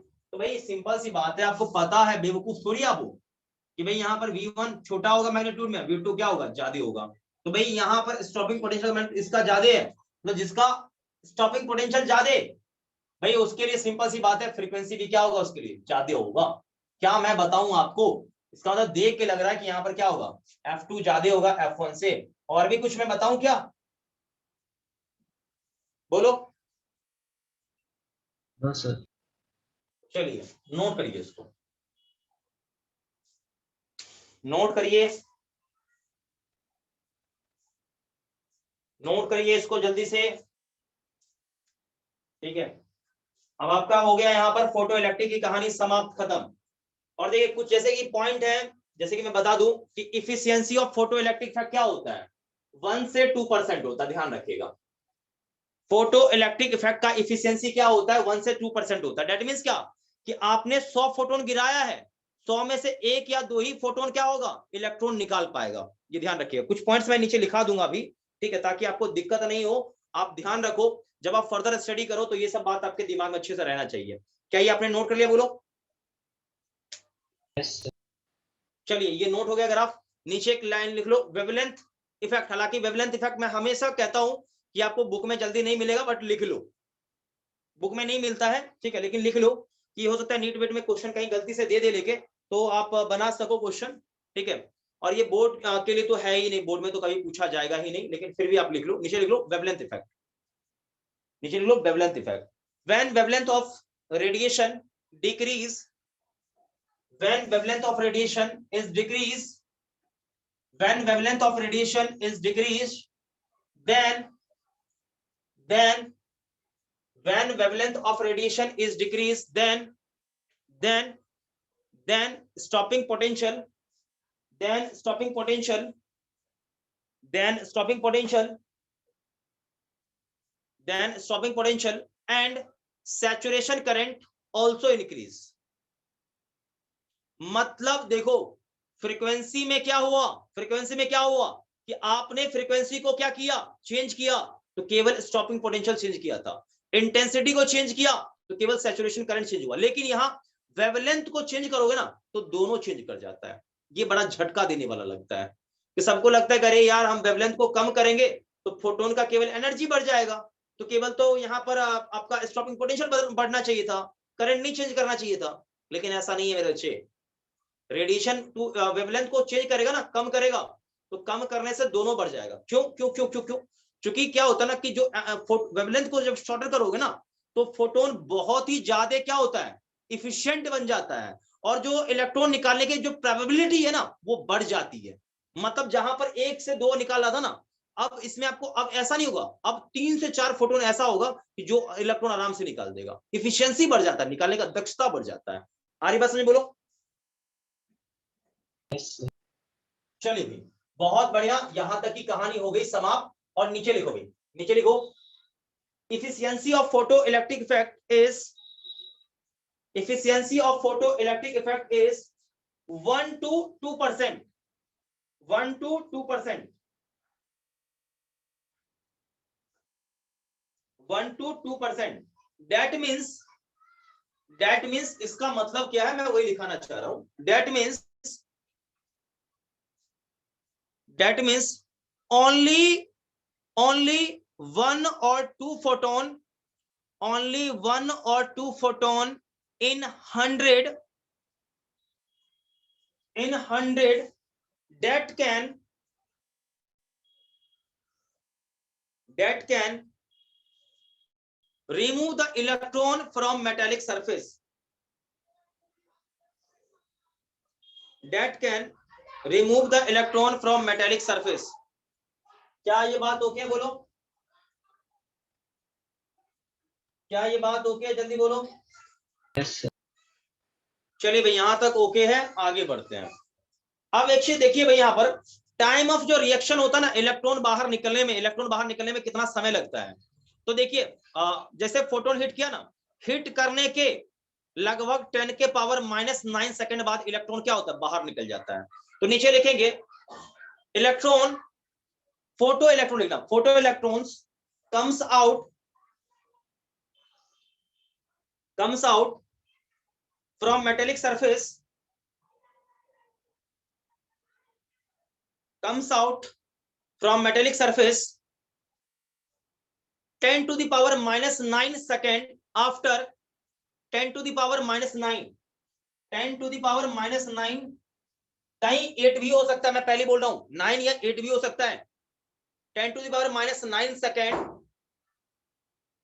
-9 second after hitting photon, after hitting the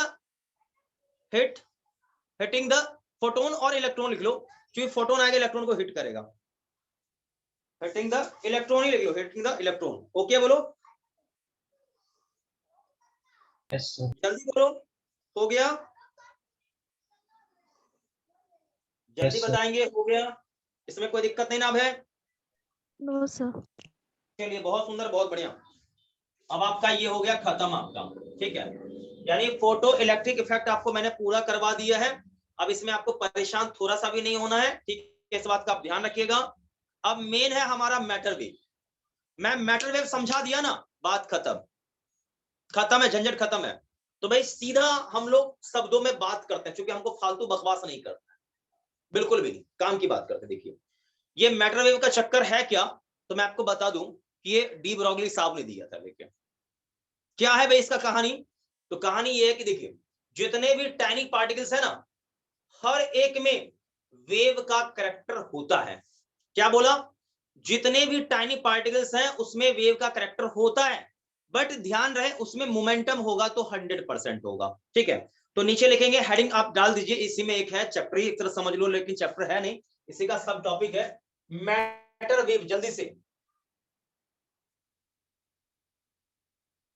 matter wave, matter wave डाल दिया, जल्दी बोलो मैटर वेव, yes sir, जल्दी बोलो मैटर वेव डाल दिया हेडिंग, जल्दी बोलो, yes sir, जल्दी बोलो। Yes sir. चलो भाई नीचे लिखना शुरू करो। नीचे मैं लिखा रहा हूं अच्छे से। According to de Broglie hypothesis, according to de Broglie hypothesis, small, according to de Broglie hypothesis, if small tiny particle having linear momentum, according to de Broglie hypothesis, according to de Broglie hypothesis, if small tiny particle having linear momentum, then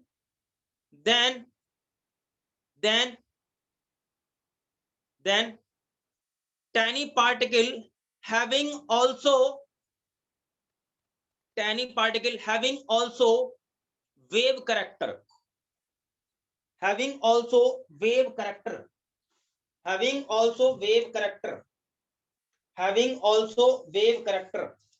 क्या आपने ये point लिख लिया? बोलो जल्दी से। Yes, sir. चलिए, क्या लाइन आपने लिखा बोलेंगे मुझे, जल्दी से बताएंगे, जल्दी बोलिए मुझे। According to de Broglie's hypothesis, if small tiny particle having linear momentum, it also has properties wave character. बिल्कुल बिल्कुल बिल्कुल बिल्कुल।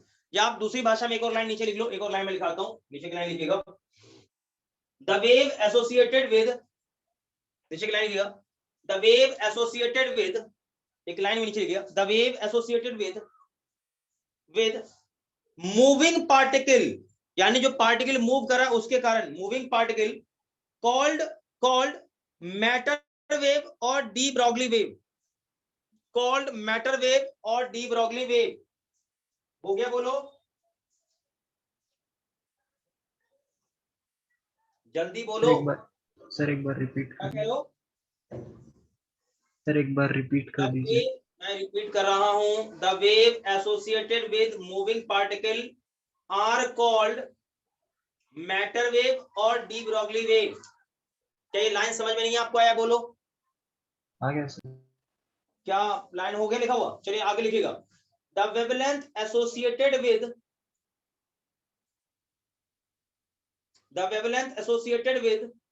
a moving particle is known as, the wavelength associated with moving particle known as de Broglie wavelength, known as de Broglie wavelength, known as de Broglie wavelength। क्या आपने यहां तक लिख लिया? बोलो।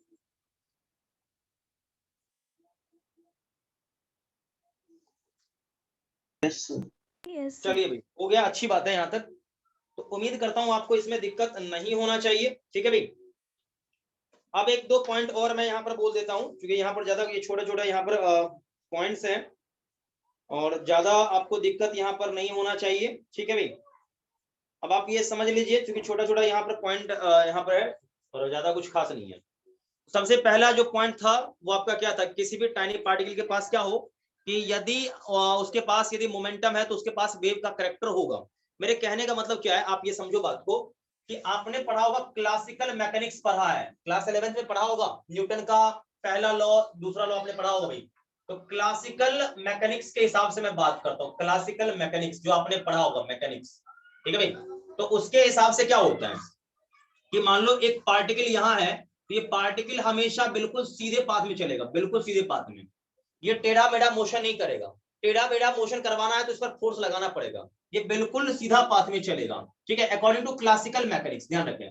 बट यहाँ पर जब आप पढ़ते हो, क्वांटम मैकेनिक्स पढ़ते हो, यानी आप बात कर रहे हो क्या चीज, डी ब्रॉगली के हिसाब से, तो क्या होता है कि डी ब्रॉगली की मैं बात करता हूँ, ठीक है, या मैटर वेव की बात आप करते हो, ठीक है, ब्रॉगली की मैं बात करता हूँ, ठीक है। तो इस डी ब्रॉगली के साथ क्या होता है कि पार्टिकल के पास मोमेंटम है, पार्टिकल चल रहा है ना, तो पार्टिकल आपको बिल्कुल सीधा ऐसे चलता हुआ नहीं दिखेगा, बिल्कुल नहीं, वो ऐसे दिखेगा, यूं ऐसे ऐसे ऐसे चलता हुआ दिखेगा। आ रही बात समझ में? मतलब पार्टिकल ऐसे ऐसे ऐसे ऐसे करता हुआ जाएगा। क्या ये बात ओके? बोलो, यानी जिग करते हुए चलेगा। क्लियर है? Yes sir. ये ध्यान रखिए, ये चीज आपको मैं समझाना चाह रहा। लेकिन क्या ये चीज क्लासिकल मैकेनिक्स जो आपने 11th क्लास में पढ़ा उसके हिसाब से ये सही है? बोलो। नहीं है सही इसके हिसाब से, बिल्कुल जो मैं कह रहा हूं इसके हिसाब से देखो, इसके हिसाब से इसका देखो, वेलोसिटी का डायरेक्शन चेंज करना था क्या? अरे पार्टिकल भाई सीधा चलना, सीधा चलेगा, ऊपर क्यों गया?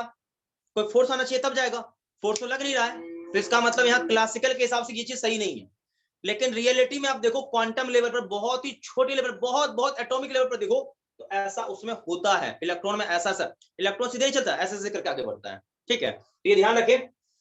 और यहां से यहां का जो डिस्टेंस है इसे आप क्या कहते हो, वेवलेंथ कहते हो, इसी का नाम है डी ब्रॉगली वेवलेंथ। क्या ये बात समझ में आ गई, बोलो। Yes sir. चलिए, तो आप ये नोट कर लीजिए, क्लासिकल मैकेनिक्स के हिसाब से particle always move in straight line, मतलब क्या, पहले उनको अभी नोट नहीं करो, पहले सुनो। अकॉर्डिंग टू, जल्दी बोलो, अकॉर्डिंग टू, क्या बोलो भाई, classical mechanics, mechanics, particle, particle move, move only in straight line, straight line, ध्यान रखें, ओके। बट यहां पर क्या होगा कि आप डी ब्रॉगली के हिसाब से देखो, क्वांटम के लेवल पे देखो, तो क्या होगा कि पार्टिकल वेव भी एसोसिएट करेगा, वेव भी रिलीज करेगा। आई बात समझ में है? तो आप इसे नोट कर लीजिए, जल्दी से, जल्दी से नोट करिए, आगे बढ़ते हैं हम लोग।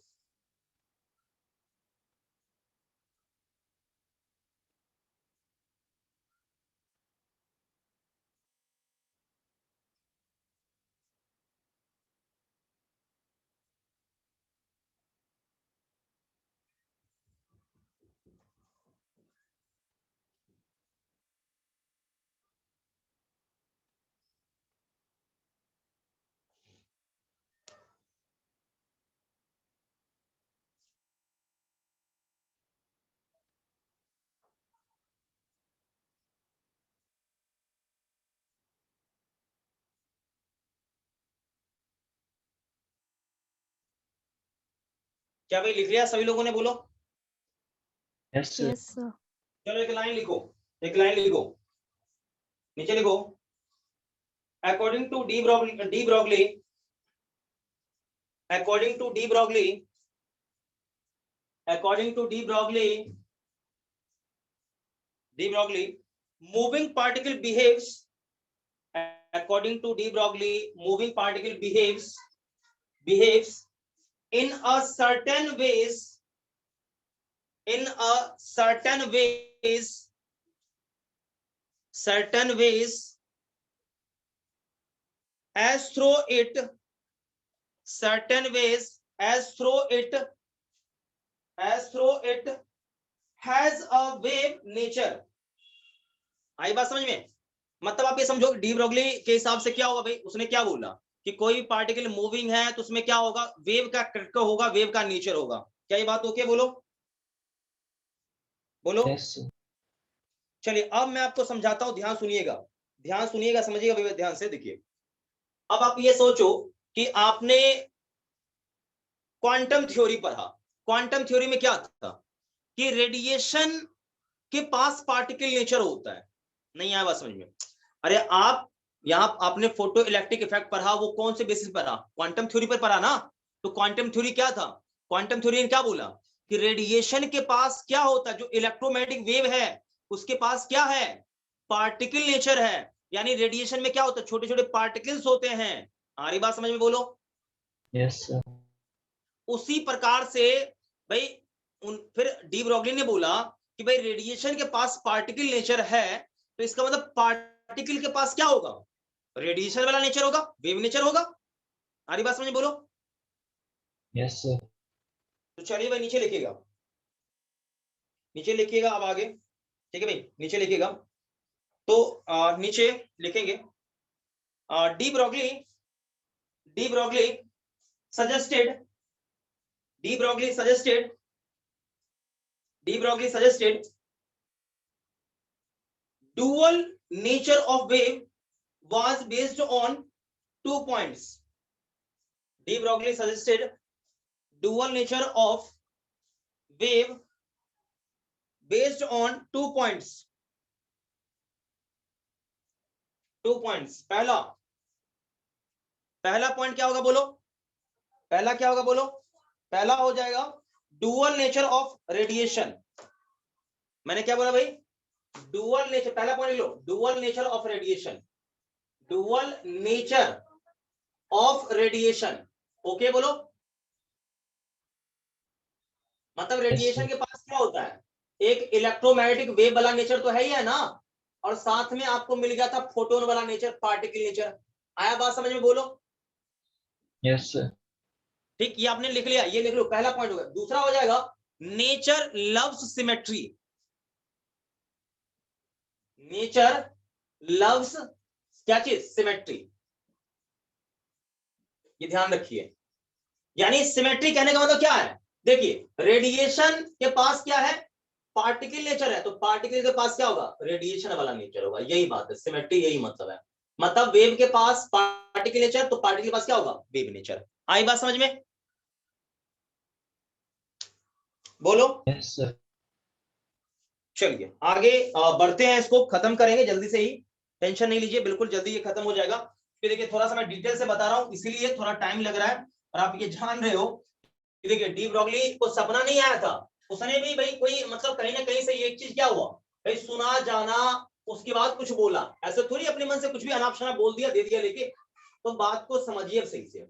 अब एक्चुअल में इसने क्या किया था, देखो मैं आपको एक बात बोलूंगा, पता है क्वांटम थ्योरी जो था E बराबर HF, यानी रेडिएशन, कोई भी आप रेडिएशन की बात कर लो, लाइट की बात कर लो, कोई भी है वेव है, जो भी इलेक्ट्रोमैग्नेटिक वेव्स है, उसके अंदर छोटे छोटे फोटोन्स होते हैं। फोटोन का एनर्जी क्या होता है?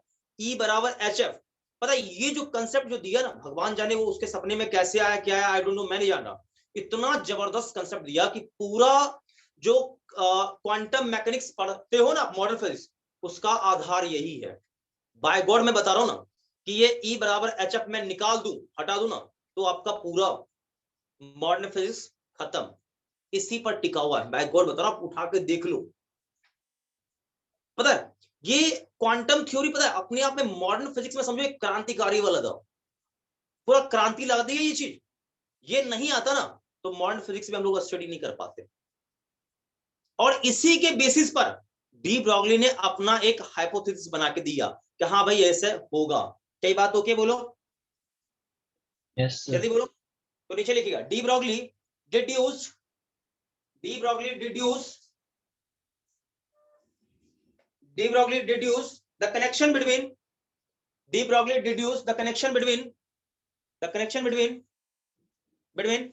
particle and wave property, de Broglie deduced the connection between particle and wave property from the Einstein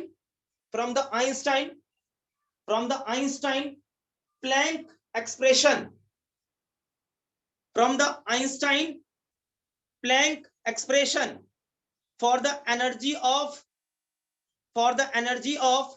an electromagnetic wave। देख लिया बोलो यहां तक?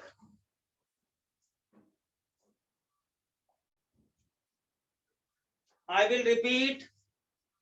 De Broglie deduced the connection between particle and wave property from the Einstein-Planck expression for the energy of an electromagnetic wave। यहां तक okay बोलो? Yes sir. And आगे लिखो and the classical result for momentum, and the classical result for the momentum of such a wave,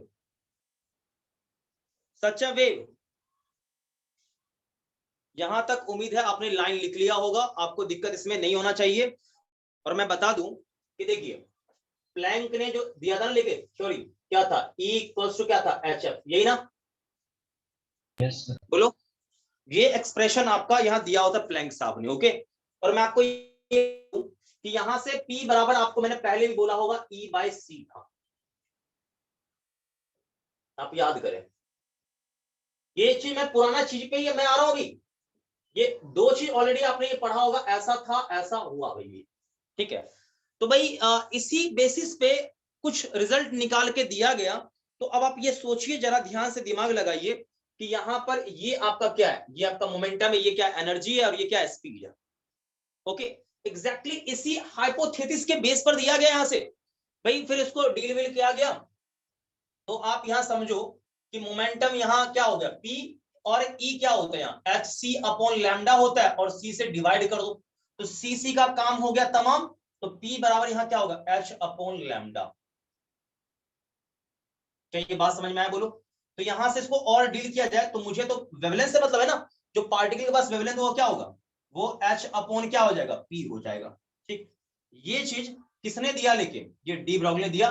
वही देखो इसी चीज को यूज करके, आई बात समझ में बोलो। Yes sir. चलिए तो इसको नोट कर लीजिएगा, और इसी को आप कहते हो क्या चीज, डी ब्रॉगली वेवलेंथ, इसी को। आई बात समझ में।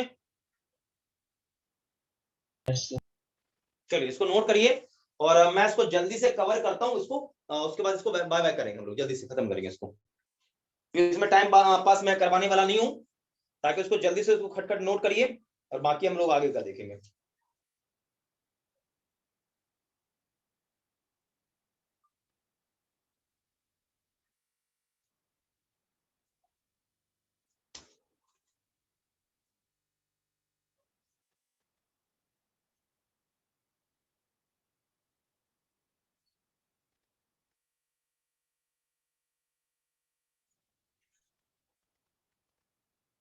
हो गया भाई, जल्दी बोलो। Yes sir. चलिए आगे बढ़ते हैं, इसको टाइम पास करवा के कोई फायदा नहीं, इरेज में करता हूं। ओके, अब कुछ पॉइंट्स हैं, जल्दी जल्दी मैं समझा रहा हूं, बता रहा हूं। देखो भी लगभग हो चुका है लगभग, ठीक है ना, तो थोड़ा सा जल्दी जल्दी इसको करते हैं, ठीक है, परेशान आपको नहीं होना, बिल्कुल समझना अच्छे से। ओके बेटा, चलो आगे देखते हैं। यहाँ पर देखो, सबसे पहले बेटा देखो यहाँ ध्यान से, कि आप ये जान रहे हो कि पी स्क्वायर बाय 2m बराबर काइनेटिक एनर्जी होता है, ये मालूम है क्या, या नहीं मालूम, ये बोलो, नहीं मालूम है। चलिए आप सन्नाटे में चले गए, मुझे पता चल गया आपको मालूम नहीं है। देखिए एक पार्टिकल मैं लेता हूं, पार्टिकल का मास m है, इसका वेलोसिटी v है, तो आपको पता है इसका मोमेंटम क्या होगा, m इंटू वी होगा मोमेंटम, ठीक है। यहां तक आपको पता होना चाहिए, और काइनेटिक एनर्जी इसका क्या होगा आप जान रहे हो, कम से कम ये पता होना चाहिए, हाफ mv स्क्वायर ये होता है। ओके, ये पता रहना चाहिए, ठीक। तो अब ये समझो, मैंने इसका स्क्वायर कर दिया, यानी p का स्क्वायर करने का मतलब मेरा क्या है, कि m का स्क्वायर होगा, v का स्क्वायर होगा। ओके, अब आप क्या करो, 2m से डिवाइड कर दो दोनों साइड, तो क्या होगा, p स्क्वायर बाय 2m, इधर क्या होगा, m square v square by 2m। देखो m से m एक कट जाएगा, तो फर्दर यहाँ क्या बचेगा, हाफ m v स्क्वायर।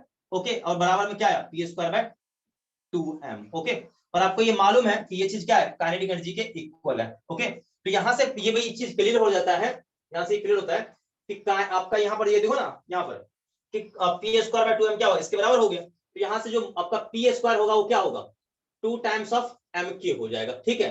तो यहाँ से P बराबर क्या होगा, मोमेंटम क्या होगा, अंडर रूट ओवर 2m, और K फॉर क्या, काइनेटिक एनर्जी। ध्यान रखिएगा, ये P हो गया क्या चीज, मोमेंटम, मोमेंटम, और ये क्या हो गया भाई, जल्दी बोलो, और ये क्या है, काइनेटिक एनर्जी है, काइनेटिक एनर्जी, ठीक है, ये ध्यान रखिए। तो आई होप यहां तक ओके होगा, कोई प्रॉब्लम नहीं होनी चाहिए। तो यहां से जो डी ब्रॉगली वेवलेंथ आएगा वो नया वाला क्या है, एच अपॉन पी, पी की जगह आप क्या रखोगे, अंडर रूट क्या 2m के। क्या ये बात ओके, बताइए। Yes sir. चलिए इसको नोट कर लीजिएगा, लिख लीजिएगा जल्दी से, हेडिंग डाल दो, हेडिंग डाल दो, हेडिंग डाल दो, D Broglie wavelength in form of kinetic energy, D Broglie wavelength in form of kinetic energy. ठीक है, बोलो यहां तक, जल्दी लिखो, D Broglie wavelength in form of kinetic energy.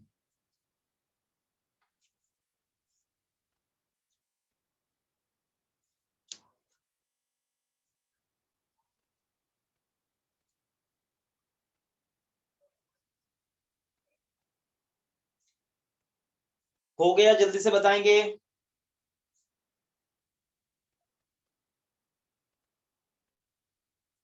हो गया, यस सर। चलिए आगे बढ़ते हैं। अगला यहाँ देखिए पॉइंट, यहाँ पर नेक्स्ट, यहाँ पर क्योंकि ये मैंने बता दिया आप लोगों को, इसमें कोई दिक्कत नहीं होना चाहिए, छोटा छोटा पॉइंट्स है। अब आगे बढ़ते हैं। अब है कुछ पार्टिकल्स हैं, जैसे इलेक्ट्रॉन है, प्रोटॉन है, मैं उसकी बात करता हूं। तो सीधा मैं डायरेक्ट बात करता हूं, चार्ज पार्टिकल की बात करता हूं, ठीक है। तो चार्ज पार्टिकल लेते हैं। अब ये मान लो पोटेंशियल डिफरेंस है यहाँ पर, आप डेल्टा वी, अब मान लो पोटेंशियल डिफरेंस है डेल्टा वी, आप जो भी लिखना चाहो डेल्टा वी लिखो या जो भी लिखो, वो आपकी चॉइस है। तो पोटेंशियल डिफरेंस यहाँ पर डेल्टा वी मैं रखता हूँ, ठीक है, नो प्रॉब्लम। अब यहाँ पर कोई चार्ज पार्टिकल, ये इलेक्ट्रॉन हो पॉजिट्रॉन हो कोई हो मैं नहीं जानता, ये इस तरफ मान लो आया और यहाँ पर इसका चार्ज क्या था, अभी क्यू था यहाँ पर, ठीक। तो ये यहाँ से यहाँ पहुंचेगा तो ये काइनेटिक एनर्जी कितना गेन कर लेगा, तो काइनेटिक एनर्जी के यहाँ लिख लो, के ई कर दिया था, कोई दिक्कत नहीं है, जो कि आपका क्या होगा यहाँ पर आपने पढ़ा होगा, तो Q इंटू डेल्टा वी होता है। ऑलरेडी मैंने पहले भी ये चीज बता रखा है, क्या भाई सही है बोलो? Yes sir. चलिए बता रखा है, बहुत सुंदर, बहुत बढ़िया। तो यहाँ पर ये हो गया, ओके। अब यहाँ देखो, यहाँ पर जो निकालोगे आप तो क्या होगा, H बाय 2m, के की जगह क्या रखोगे, Q into delta we, okay.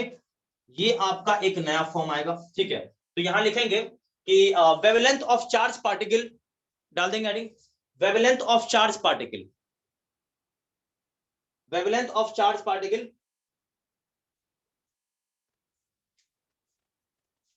और ये क्या है, ये चीज आपका पोटेंशियल डिफरेंस है, ये भी आप अच्छे से लिख लेंगे, पोटेंशियल डिफरेंस।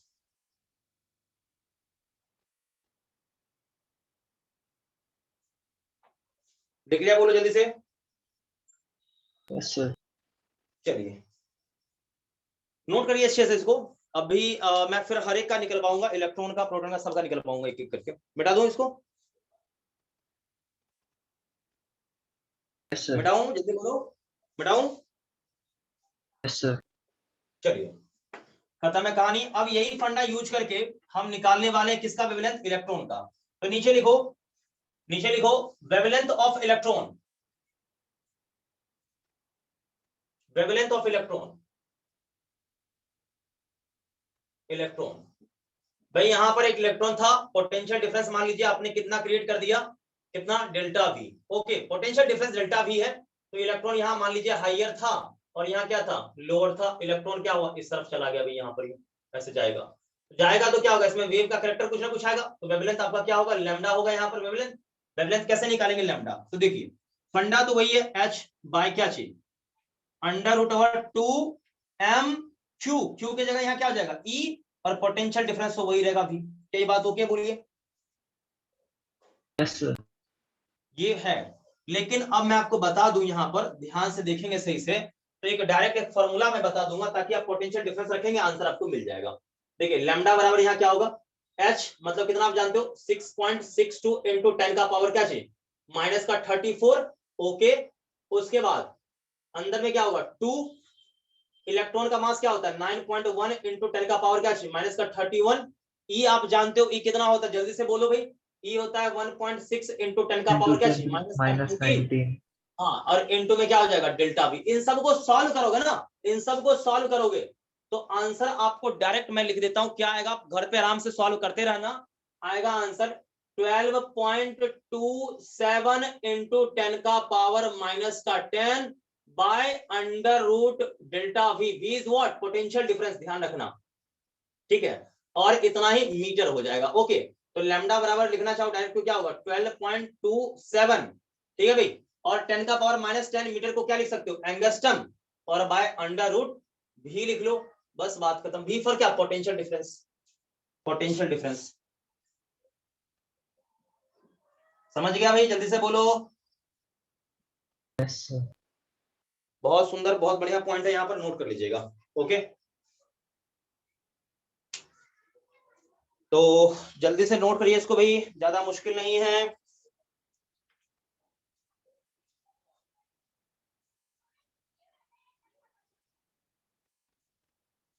बस अंतिम एक दो बस बचा हुआ है, जल्दी जल्दी इसको खत्म हम लोग कर रहे हैं।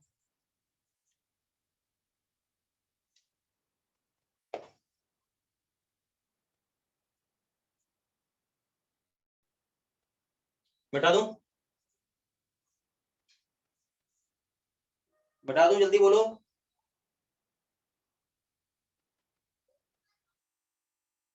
जल्दी बताइए, इरेज कर दूं? Yes sir. चलिए भाई इसको इरेज कर रहे हैं। इलेक्ट्रॉन के बाद कौन आएगा भाई, जल्दी बोलो?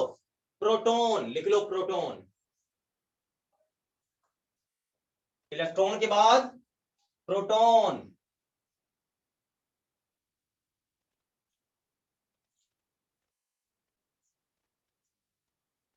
प्रोटॉन, प्रोटॉन लिख लिया, प्रोटॉन, प्रोटॉन। भाई प्रोटॉन का निकालना कोई 30 मार्का वाला काम है क्या? कोई 30 मार्का वाला काम नहीं है। लैम्डा वाला क्या होगा, यहाँ एच का वैल्यू 6 पॉइंट, आप जान रहे हो ना, 6.67 या 6.62 था ना, हाँ वैसे लिख लो, इंटू 10 का पावर क्या, माइनस का 34, नीचे फिर अंडर रूट में, देखिए भाई 2 तो 2 ही रहेगा, मास ऑफ क्या प्रोटॉन आप लिखोगे तो क्या होगा 1.67 इंटू 10 का पावर क्या होता है माइनस का 27, ओके, और ई का वैल्यू क्या होगा 1.6 इंटू 10 का पावर क्या चाहिए माइनस का 19 और इंटू डेल्टा वी। इस सबको सॉल्व करना भाई घर पर आराम से, तो निकालोगे तो 0.287 आ जाएगा लगभग, ठीक है, और इंटू 10 का पावर क्या होगा माइनस का 10 हो जाएगा, अब by under root delta V इतना क्या हो जाएगा मीटर हो जाएगा। इसको सॉल्व करोगे लैम्डा बराबर तो क्या हो जाएगा, डायरेक्ट आप लिख लो कि 2.86 या 2.87 बाय अंडर रूट वी और इतना एंगस्ट्रम। ठीक है भाई, ओके, चकाचक है, बोलो। Yes, sir. चलिए नोट कर लीजिए इसको। अब ऐसे ही आप अल्फा पार्टिकल का निकाल लोगे, बीटा सब का निकाल लोगे, सब का हो जाएगा, ठीक है। बस हम आगे बढ़ते हैं, अब फर्दर हम बात करते, देखिए यहां पर एनर्जी था पोटेंशियल डिफरेंस के कारण था, लेकिन न्यूट्रॉन को तो आप दोहरा नहीं सकते हो ना पोटेंशियल डिफरेंस के कारण, क्यों? क्योंकि न्यूट्रॉन के पास चार्ज है नहीं, नेट चार्ज 0 है उसके पास, तो भाई आप कितना भी इलेक्ट्रिक फील्ड अप्लाई कर लो न्यूट्रॉन तो दौड़ने से रहा नहीं, तो भाई न्यूट्रॉन को कैसे दौड़ाएंगे? तो न्यूट्रॉन को आप चाहो तो थर्मल एनर्जी देके उसको दौड़ा सकते हो, ठीक है भाई, न्यूट्रॉन को आप थर्मल एनर्जी दे दो लेके, वो क्या होगा दौड़ना शुरू कर देगा, ओके भाई। तो नीचे लिखेंगे, नीचे लिखेंगे, नीचे हेडिंग डाल दीजिएगा, डी ब्रॉगली वेवलेंथ, हेडिंग डाल दो जल्दी से, de Broglie wavelength due to, de Broglie wavelength due to, due to, due to thermal energy, due to thermal energy, due to thermal energy, due to thermal energy, हो गया भाई, जल्दी बोलो, जल्दी बोलिए। Yes, sir. चलिए शांत होके सुनिएगा, मैं समझा रहा हूं, अच्छे समझ में आपको आएगा, देखिए। तो भाई यहां पर थर्मल एनर्जी के कारण आप बात करते हैं, तो जैसे मान लो ठंडा तो एक ही चीज है भाई, अब आप समझो मैं सीधा न्यूट्रॉन के लिए मैं बता रहा हूं, ठीक है भाई, न्यूट्रॉन के लिए। अब देखिए न्यूट्रॉन के पास जो टोटल काइनेटिक एनर्जी होगा, ठीक है, के ई मैं लिख रहा हूं, ध्यान से सुनिएगा सही से, न्यूट्रॉन के पास जो टोटल काइनेटिक एनर्जी होगा, देखिए एक डायरेक्शन में केवल एक्स में मोशन होगा ना, तो क्या होगा हाफ के टी होता है, केवल एक्स में, लेकिन उसका तीनों दिशा में बराबर होगा, जितना एक्स में उतना ही वाई में उतना ही जेड में, इसका मतलब कुछ नहीं 3 से मल्टीप्लाई कर दीजिए, आई बात समझ में? Yes, sir. बोलिए। और के आपको मालूम है ना, k is what, R upon N A, Boltzmann constant, भूल गया क्या? बोलो बोलो, अरे ये के नहीं पढ़ा क्या, बोल्टजमैन कांस्टेंट भाई, आर बाय एन ए, बोलो।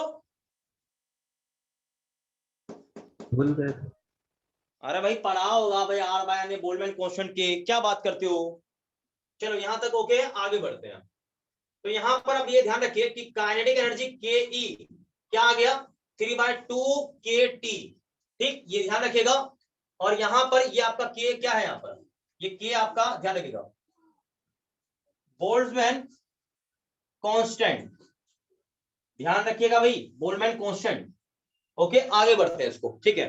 तो भाई डायरेक्ट मैं यहां वैल्यू रख दूंगा, आपका आंसर लैम्डा बराबर क्या आएगा, देखिए यहां पर, तो H Planck's constant bye 2m, और यहां पर काइनेटिक एनर्जी रखते थे ना, तो बस यार किए 3/2 kT, भाई के फॉर अब फिर से काइनेटिक मत समझ लियो, ये क्या है बोल्टजमैन कांस्टेंट है, तो 2 तो गया काम से, तो यहां से क्या आएगा भाई h upon under root over 3m kT, okay है, बोलिए।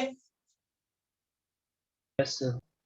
चलिए और ध्यान रहे तो फाइनली लैम्डा क्या मिलेगा, h by under root over 3m kT, okay. और टेम्परेचर किस में रखोगे यहां पर, डिग्री में या सेल्सियस में, जल्दी बोलिए, टेम्परेचर यहां किस में रखना है, डिग्री या सेल्सियस? अरे भाई बोल दो, गलत ही होगा, कोई दिक्कत नहीं, बोलो ना क्या होगा। सेल्सियस। ना तो होगा डिग्री में, ना तो होगा सेल्सियस में, इन केल्विन, ध्यान रखिएगा, केल्विन में रखते हैं, ठीक है। एब्सोल्यूट टेम्परेचर का वैल्यू रखते हैं, एब्सोल्यूट टेम्परेचर रखते हैं, सो केयरफुल, ठीक है। T temperature must be in kelvin, लिख लेंगे, नोट करिए इसको जल्दी से, जल्दी से नोट करिए,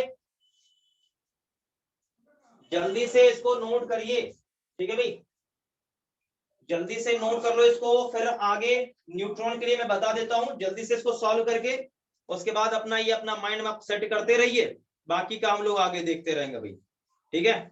और आई होप आपको इसमें दिक्कत किसी प्रकार का नहीं होना चाहिए, ठीक है भाई, बता दो। Yes sir.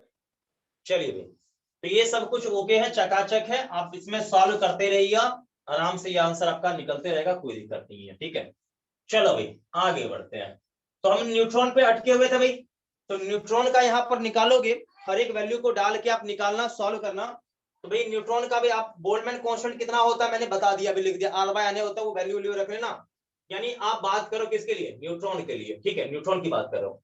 तो एस तो आप जानते हो 6.62 इंटू 10 का पावर क्या होगा, माइनस का 34, उसके बाद 3 तो 3 होगा, जान रहे हो, ठीक है। उसके बाद एम क्या होगा, 1.67 इंटू 10 का पावर क्या, माइनस का 27। अब आर आप जान रहे हो, ठीक है, आर क्या होता है, 8 पॉइंट कितना होता है भाई, होता ना 8 पॉइंट कितना होता है बोलो, 213, भूल गया क्या।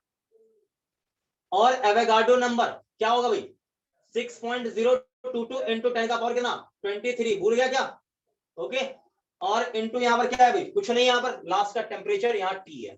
तो इन सभी को आप सॉल्व करना, मैं सीधा आंसर आपको बोल रहा हूं भाई, आंसर मिलेगा 30.8 इंटू 10 का पावर -10 बाय √T मीटर, ठीक है भाई। तो फर्दर इसको लिखो अच्छे से, तो 30.8 बाय √T एंगस्टम, समझ गया पूरा, नोट कर लो, यस सर। नोट कर लो, ठीक। अब 2 मिनट में आपका और समय लूंगा, उसके बाद इसको मैं बाय बाय कर दूंगा। देखिए बहुत बड़े चैप्टर को हमने कवर कर लिया है, बहुत बड़े चैप्टर को मैंने कवर किया है, ठीक है, ये आपका ये कवर हो गया है, ठीक है।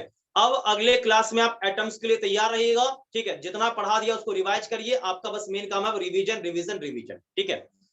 तो चलिए भाई एक चीज आपको और मैं बता दूं कि बेटाओ इसको बोलो जल्दी, यस सर। चलिए इसको इरेज कर रहा हूं। तो मेन आगे का है, देखिए मैंने पहले बोल दिया कि भाई कोई भी पार्टिकल, खास करके टाइनी पार्टिकल है, इलेक्ट्रॉन है, प्रोटॉन है, तो हर एक के पास क्या होगा कि वहां पर उसके पास मैटर वेव होगा, वेव होगा तो उसके पास वेवलेंथ होगा भाई, कुछ ना कुछ। तो आप आराम से निकाल लेंगे, फंडा मैंने बता दिया, फंडा आपके पास है, जिसका भी है जो लगाओ आराम से निकाल लो, सब कुछ अच्छे से मैंने करवा दिया है, ओके। अब आप ये समझो यहाँ ध्यान से कि चूंकि यहाँ पर मैं बात करूं बोर्स मॉडल की, तो बोर्स मॉडल में क्या बोला गया कि इलेक्ट्रॉन क्या होगा, एग्जैक्टली इस ऑर्बिट में ऐसे घूमेगा, ऐसे बोला ना, घूमेगा ऑर्बिट में, बोलिए। Yes sir. अरे बोला गया था ना बोर्स मॉडल में कि इलेक्ट्रॉन क्या होगा कि एक स्टेशनरी सर्कुलर ऑर्बिट में न्यूक्लियस के चारों ओर ये घूमता रहेगा, यही बोला गया था ना, बोला तो ये गया था कि स्टेशनरी ऑर्बिट में क्या होगा, न्यूक्लियस के चारों ओर ये घूमेगा, इस बात का ध्यान रखिए, ओके। तो रियलिटी में मैं आपको बताऊं यहां पर, तो क्या होता है कि वो भी सीधा नहीं गोल गोल घूमेगा, वेव यहां पर वो एसोसिएट करेगा। तो आप देखोगे जरा ध्यान से, तो मैं आपको वही चीज समझाना चाह रहा हूं, शांत होकर देखना, आपको अच्छे से समझ में आएगा। फॉर एग्जाम्पल मैं आपको बता दूं, यहां पर देखो ध्यान से, अभी समझना सही से अच्छे से, बस समझाने के लिए मैं बता रहा हूं, देखो यहां ध्यान से, यहां से मान लीजिए इलेक्ट्रॉन चला, यहां यूं ऐसे, समझो बात को, यहां से इलेक्ट्रॉन ऐसे यूं जाएगा, ऐसे मान लो ऐसे गया, तो फिर यहां से यूं ऐसे निकलेगा, फिर यहां से यूं ऐसे, फिर यहां से यूं ऐसे, फिर यहां से यूं ऐसे, फिर यहां से यूं ऐसे, फिर यहां से यूं ऐसे, फिर यहां से यूं ऐसे, ऐसे चलेगा। क्लियर है, बोलो जल्दी बताइए। Yes sir. इलेक्ट्रॉन क्या होगा देखो ना, क्योंकि सीधा तो चलेगा नहीं, आप इसको काट के देखो तो ऐसे ही करके चलेगा ना, बोलो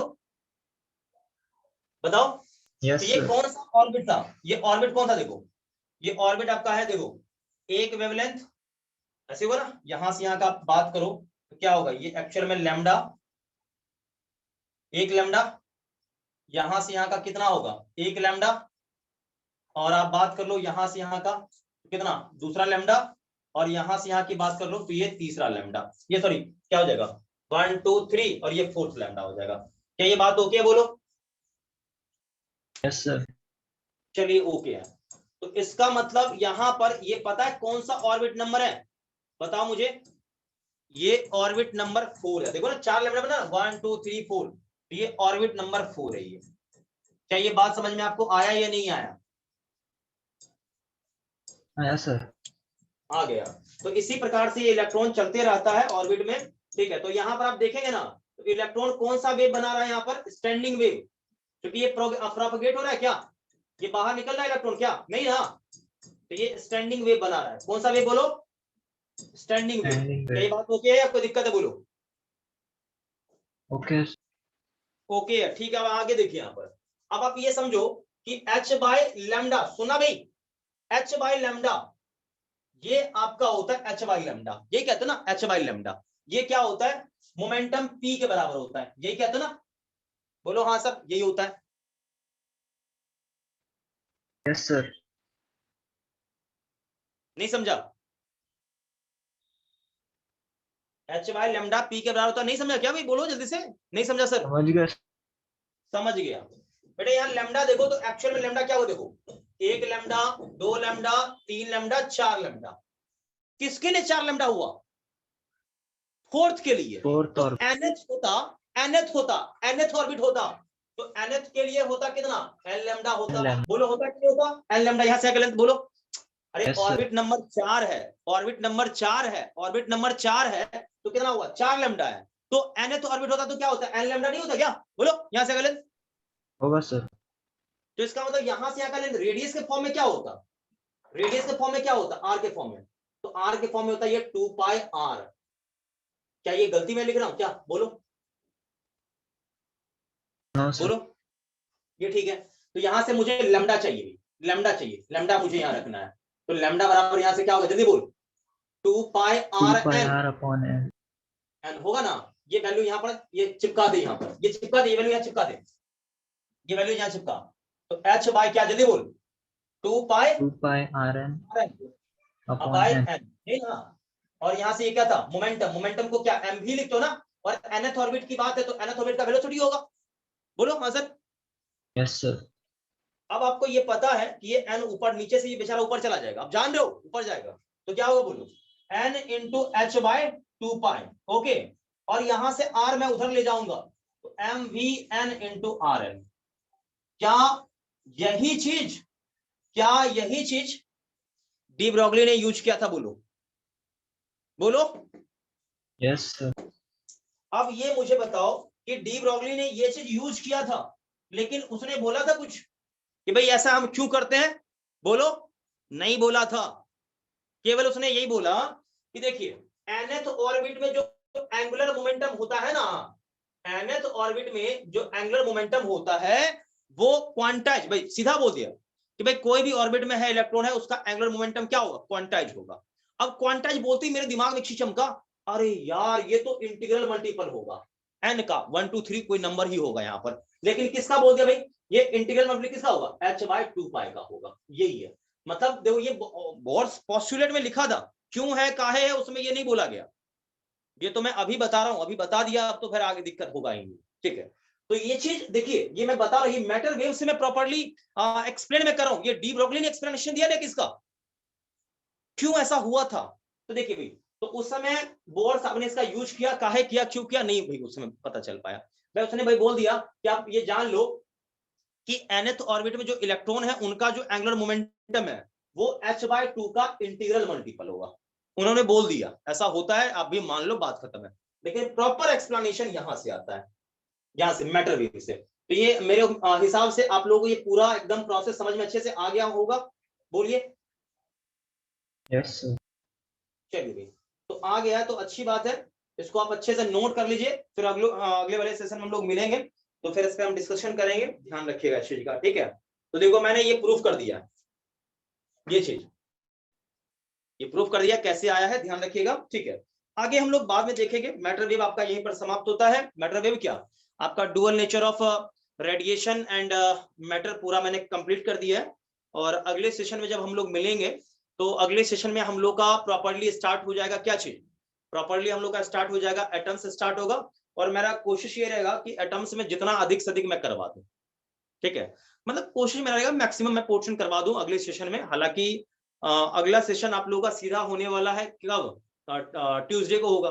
तो ट्यूसडे को और थर्सडे में, इन 2 दिनों में कोशिश हम लोग का ये रहेगा कि इन 2 दिनों में एटम्स को कंप्लीट कर दे। एटम्स बचेगा, इसके बाद क्या होगा, न्यूक्लियस बचेगा, और देन आफ्टर आपका क्या है, सेमीकंडक्टर और ये सब। तो आपको लग रहा है कि अब ये फरवरी एंड होने से पहले हम लोग का सिलेबस खत्म हो जाएगा, बोलिए। Yes, sir. फील हो रहा है ना? अब देखो, अभी ये खत्म हो जाएगा, चिंता नहीं करो। और सिलेबस खत्म करवा के मैं रिवीजन भी शुरू कर दूंगा फरवरी में ही। फरवरी में सिलेबस आपका ये क्या होगा, खत्म हो जाएगा, और फरवरी से आपका रिवीजन स्टार्ट हो जाएगा। और केवल रिवीजन रिवीजन रिवीजन मैं बहुत अच्छे से करवाऊंगा, ठीक है। तो कोई बात बेटा, सबको बाय बाय, अगले सेशन मिलते हैं। Thank you, sir. Thank you, okay sir. बेटा।